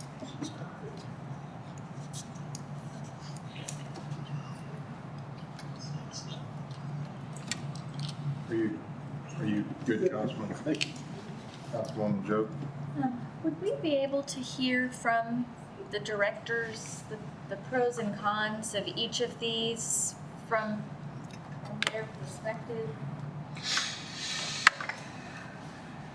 Or We do not have the parks director here this evening, although I did speak to him in regards to this. Mr. Bangy, I think, would be over the rest of them. I suppose I could offer, we did have a conversation about this with the leadership group. We talked about the fact with parks especially, they were like the general fund was, where they had additional sales tax collections in FY24. And so they felt the best method for them would be to essentially let those sales tax collections that were over collected roll to their fund balance and utilize the fund balance for their portion of this. That would really hold true for parking and wastewater as well. They would be utilizing fund balance that would come from collections of their revenues and collections from the parking. so the numbers on each of the exhibits that we have are a little different, and some of them have pretty big differences between what they would pay on each one. So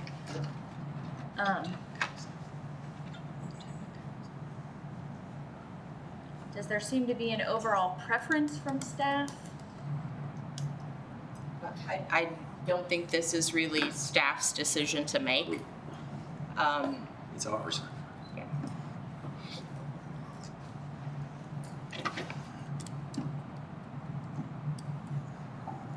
Did you get what you were looking for, Councilwoman? Kind of, sort of. Pretty much, yeah. Councilman Spencer? Yeah, I just think that wants to understand is that, though, I somewhat share your viewpoint of how this is going to impact different departments. We're obligated to pay the bill, and we really don't have much of a choice to how we get there. We got to get there, and we have a financial policy recommendation that this body passed as far as it relates to administrative chargebacks, and that's a consistent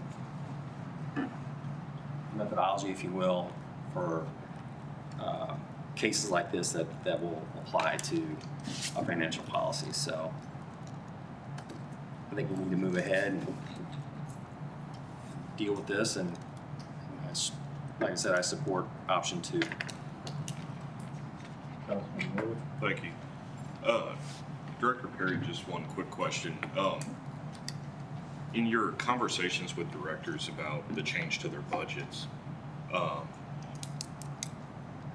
did directors understand the need and I mean, I don't want you to speak for somebody, but is it understanding? Are there concerns presented to you? This is not an issue that department directors are familiar with.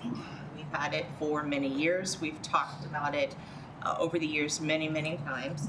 There really is not a change to the fund department budgets. This is strictly coming out of the fund balance. So I'm not taking money away from anyone's budget authority that council approved during FY25. Neither one of these options present that.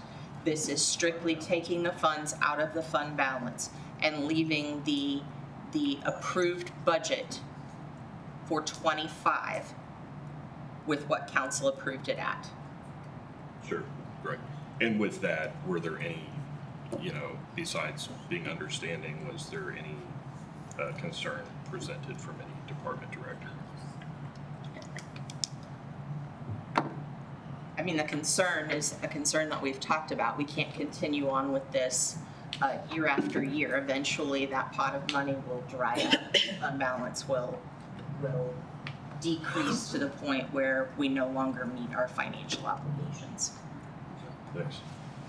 Does that? Sure. Mr. Grant? I might just address that, and it kind of goes to what Councilwoman Jobe asked about as well. And I would say from the conversations I've had with department directors, doing it this way through the fund balance and not raising rates to where it's a competitive disadvantage for us to hire staff or pulling out money from the budget. If we started doing those two things, we feel like it could have a potential negative impact. So this method, we appreciate the council doing it this way. We understand that it's not, maybe achievable long term, but some of the numbers and some of the supplemental appropriations we've seen currently, in the past, and in the not so distant future, would make it very difficult for our departments to operate their departments and not have to look at personnel costs as a potential for reductions. Mr. Mallers? I just want to say, going on with Councilman Spencer Schwartz, that it's a precedent that we had set, bringing in the parks to this and how we did a percentage and all that. And I think it'd be easier for us to use this equation going forward in years to come on what the projections for and what we're gonna need to spend out of it. So it's not a different formula that we would have to come up with and use in my opinion. I like the simplicity of this is the same administrative chargeback setup we have going forward from here. So I'm in support of the substitute. Item B. Item B, yes.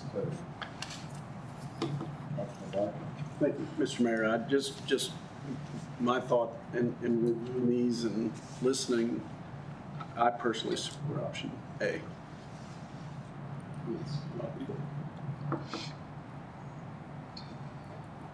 Other comments? Councilman Schwartz. Yeah, I want to kind of go over what, I mean, at the end of the day, it's all taxpayer money, so it just depends on whose pocket it comes out of. We're the ones paying for it. So it's not the parks money, it's not the general fund's money, it's not the airport's money, it's our money. And it's a bill we have to pay. But to me, this is government at its worst. It's at its absolute worst. What we essentially have here is a program that was set up by the city years ago with virtually no foresight as to what the ramifications are with every contingency out there, including what we all know can happen with health insurance programs. They can run amok quickly, and that's, we've overspent what we bring in. And unfortunately, no council to date, no mayor, and that's getting ready to change to date, has went in and said, you know, you got a $2 million hole, we need to cut city services. What we've done is, council, and me included, last year, sat on our hands and said, yeah, we'll let staff handle it. No offense to the staff. I was a bureaucrat for 16 years.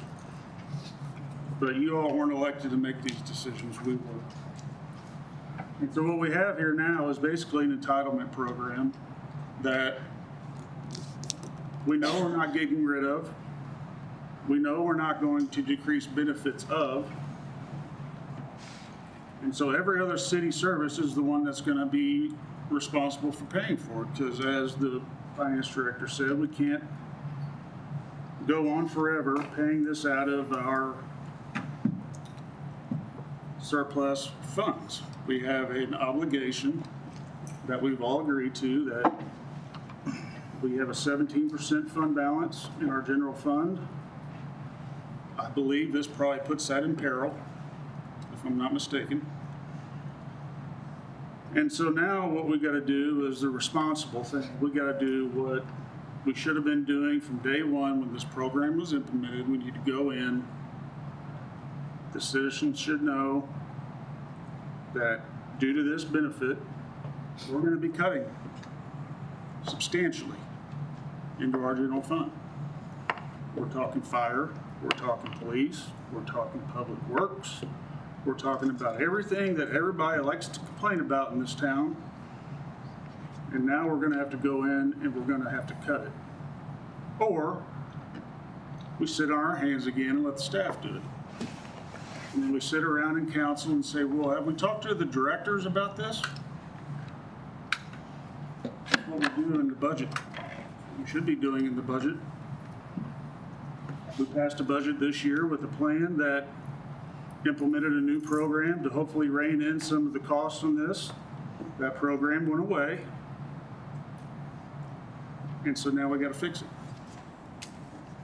It is not my intention to sit on our hands as we move forward, because that's not our role as elected officials. Our only job, our number one job and only requirement for every one of us sitting here is to pass a budget that by state statute is required to balance. Nobody in this room can say with an honest face that our 2025 budget is in balance. It's not even close. So because of that, we're gonna have to take unique steps. I'm out of here in 5 meetings. I don't envy the job you all have moving ahead, but it's my intention to make a substantial headway before I'm gone, because I've never been the kind of individual that likes to hand a hot potato over to the next person without doing my best to fix it first. And I know Mr. Campier, my replacement's here, so good luck to you as we move forward. But this is not the way we should be doing business in this city. It's embarrassing to me that I've been a part of it for a year. I mean, we adjourn.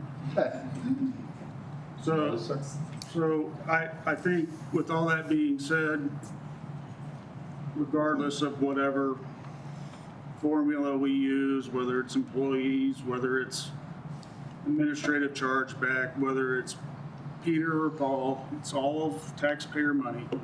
We're the ones paying for it. The elected officials in this room should be responsible for balancing the budget moving forward. And with that, Mr. Mayor, I will close.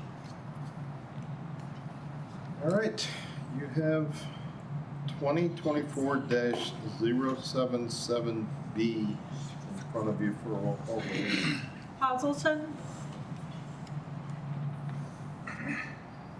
Job? No. Lester? No. Michael? No. Neely? No.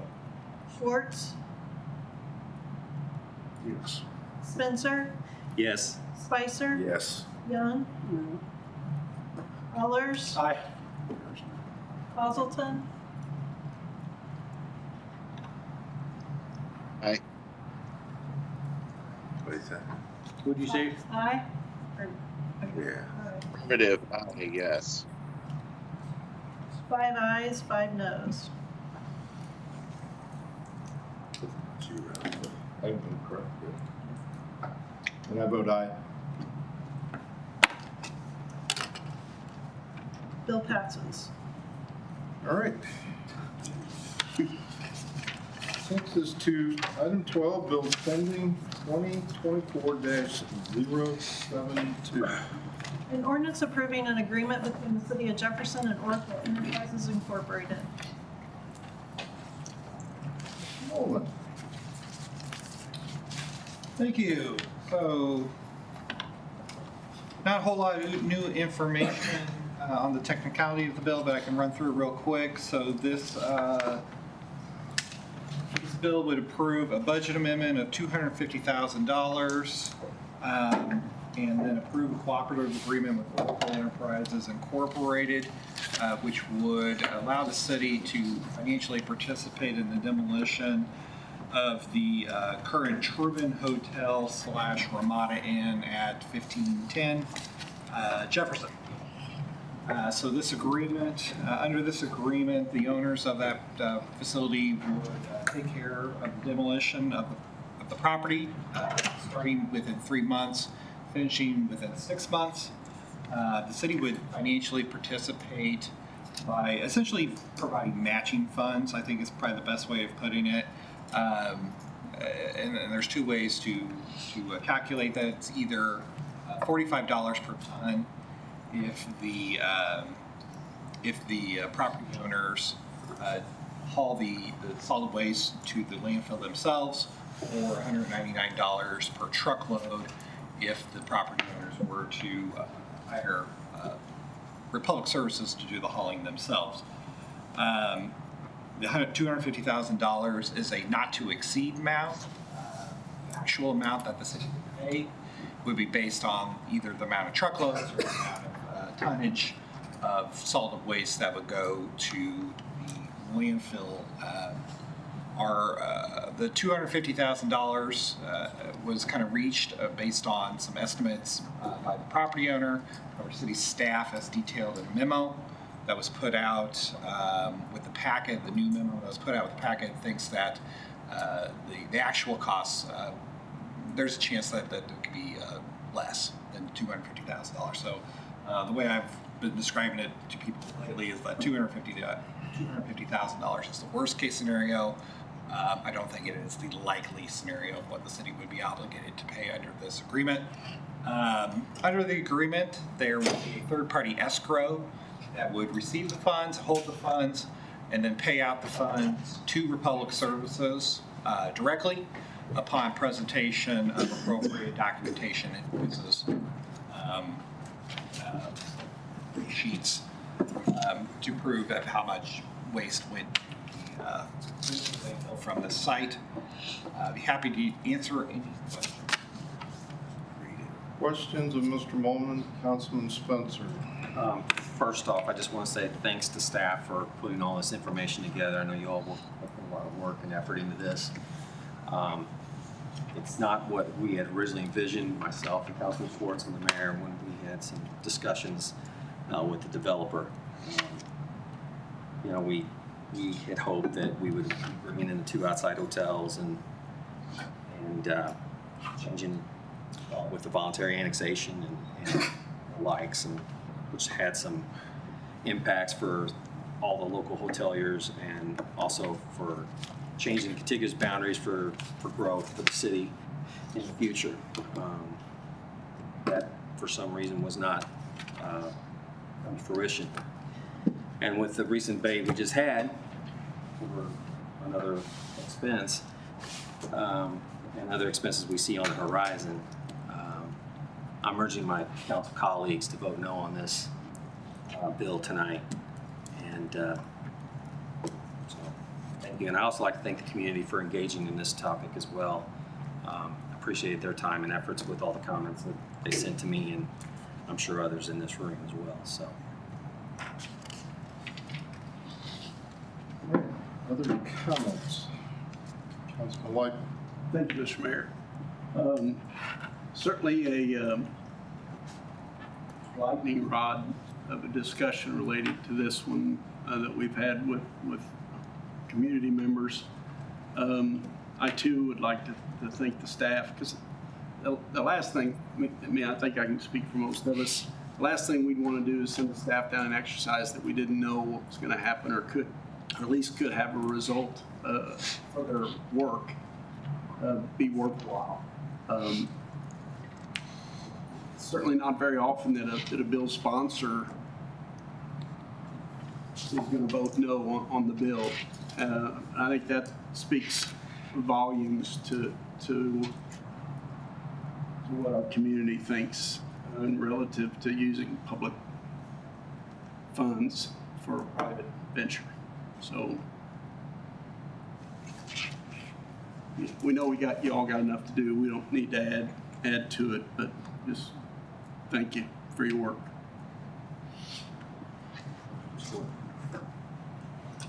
Councilwoman Joe? In the event that this bill does not pass, do negotiations have the opportunity?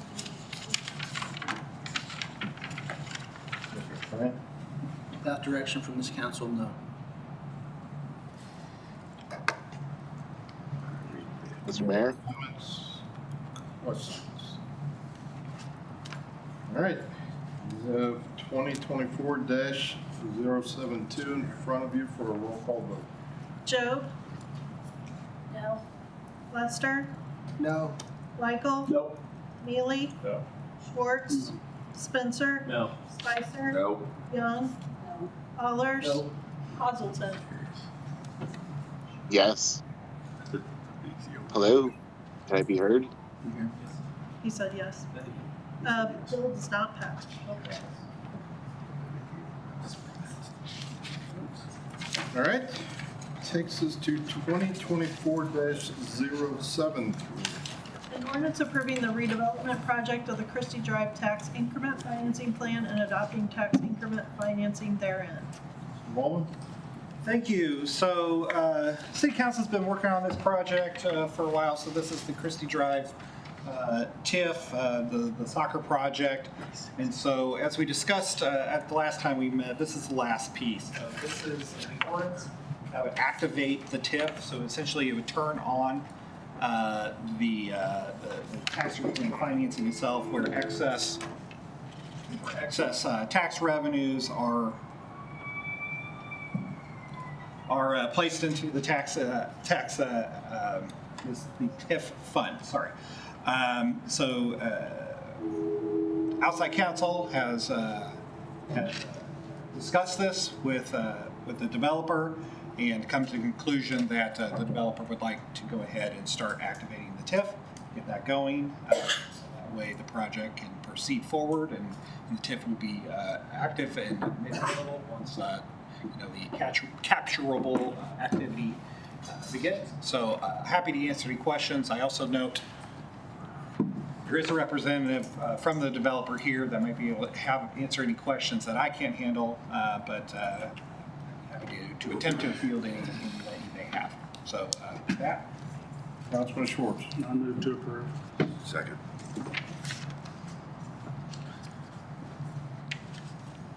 All right, you've got 2024-073 in front of you. Second, any other comments? All right, do a roll call vote. Lester? Aye. Michael? Aye. Neely? Aye. Schwartz? Spencer? Aye. Spicer? Aye. Young? Aye. Allers? Aye. Hazelton? Aye. Joe? Bill passes. It's Friday. All right, that takes us to item 13, informal calendar, 2024-067. Councilman Allers, your intentions? I want to leave it on the informal calendar. I have a couple constituents we want to meet with the city administrator with, and then we will bring it to a vote at the next meeting. All right, item 14, resolutions. Resolution 2024-39, we took care of it under 8A. Takes us to item B. Resolution 2024-40. A resolution approving the letter of engagement between the city and Ellis, Hammond, and Johnson Law. Councilman Allers, would you like to get this on the table? Yes. Wait a second. All right, we've got 2024-40 in front of you for discussion. Any discussion? Just a very quick question. What flight does this come from?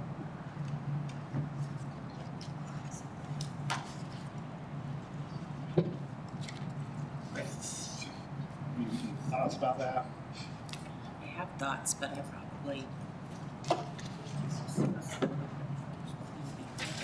Yeah, it's so likely it would be kind of a variety of sources because there's not really a way to determine exactly how much the final bill would be. Litigation is something that is drawn out, and so to say that all the money comes from source is kind of hard to say because we don't know what that final bill is going to be. Quickly, could get drawn out, and so if it goes could come from two different sources. Initially, that charge to professional services my budget, and then go through the exercise, see if there's any unexpended monies in my budget, and then we would go on to other other departments that would have unexpended funds, and then ultimately usually the things that I have is the general fund. In the ballpark on professional services, is that 60-ish K?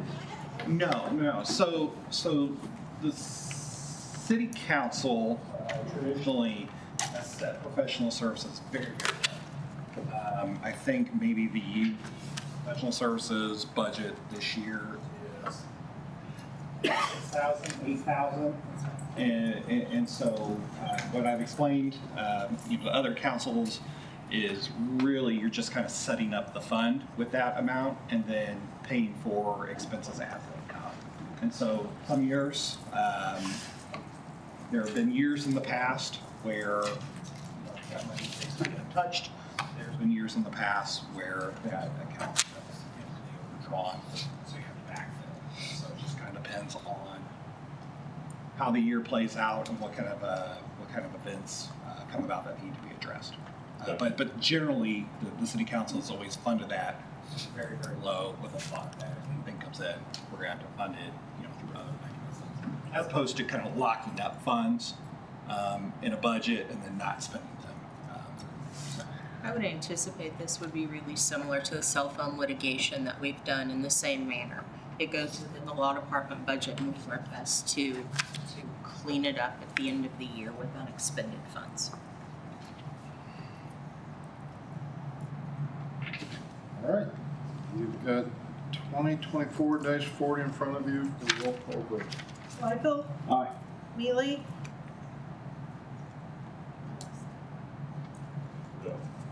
Schwartz? Spencer? No. Spicer? No. Young? No. Allers? Hazelton? Job? Aye. Lester? Aye. 5 ayes, 4 noes. Resolution's adopted. The resolution is not adopted. Resolutions have to be passed with 6. We lost Randy, so. On there, I don't know where it went, but. On there. He said he texted, he tried to get recognized, but I guess he couldn't. He's having problems too with this. FaceTime.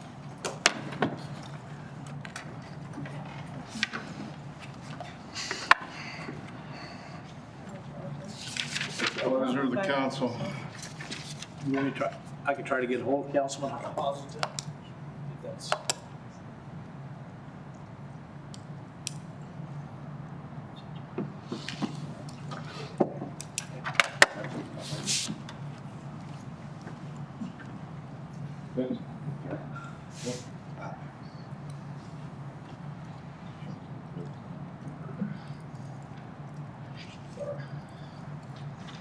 Ayes. Resolution adopted. Couldn't get a hold of him. We've got 6, but Oh, okay. it wants to be recorded. Okay, so resolution 2024-40 is approved.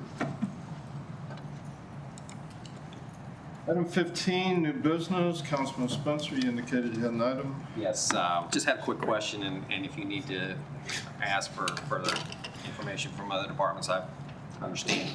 My understanding that there was some communication on social media that there was some damage to the pickleball courts, and that you may have known who the damage came from, and just didn't know what ramifications there was going to be and how we were going to recoup our costs for repairs to a new facility that just came online. So there was an investigation by the police, and demand letters have been sent out. What? I didn't hear. There's been an investigation by the police department, and demand letters have been sent out.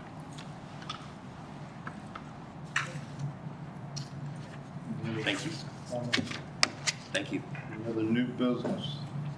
Unfinished business? Councilwoman Young, you're up. Mr. Mayor, I move that the Second. Second.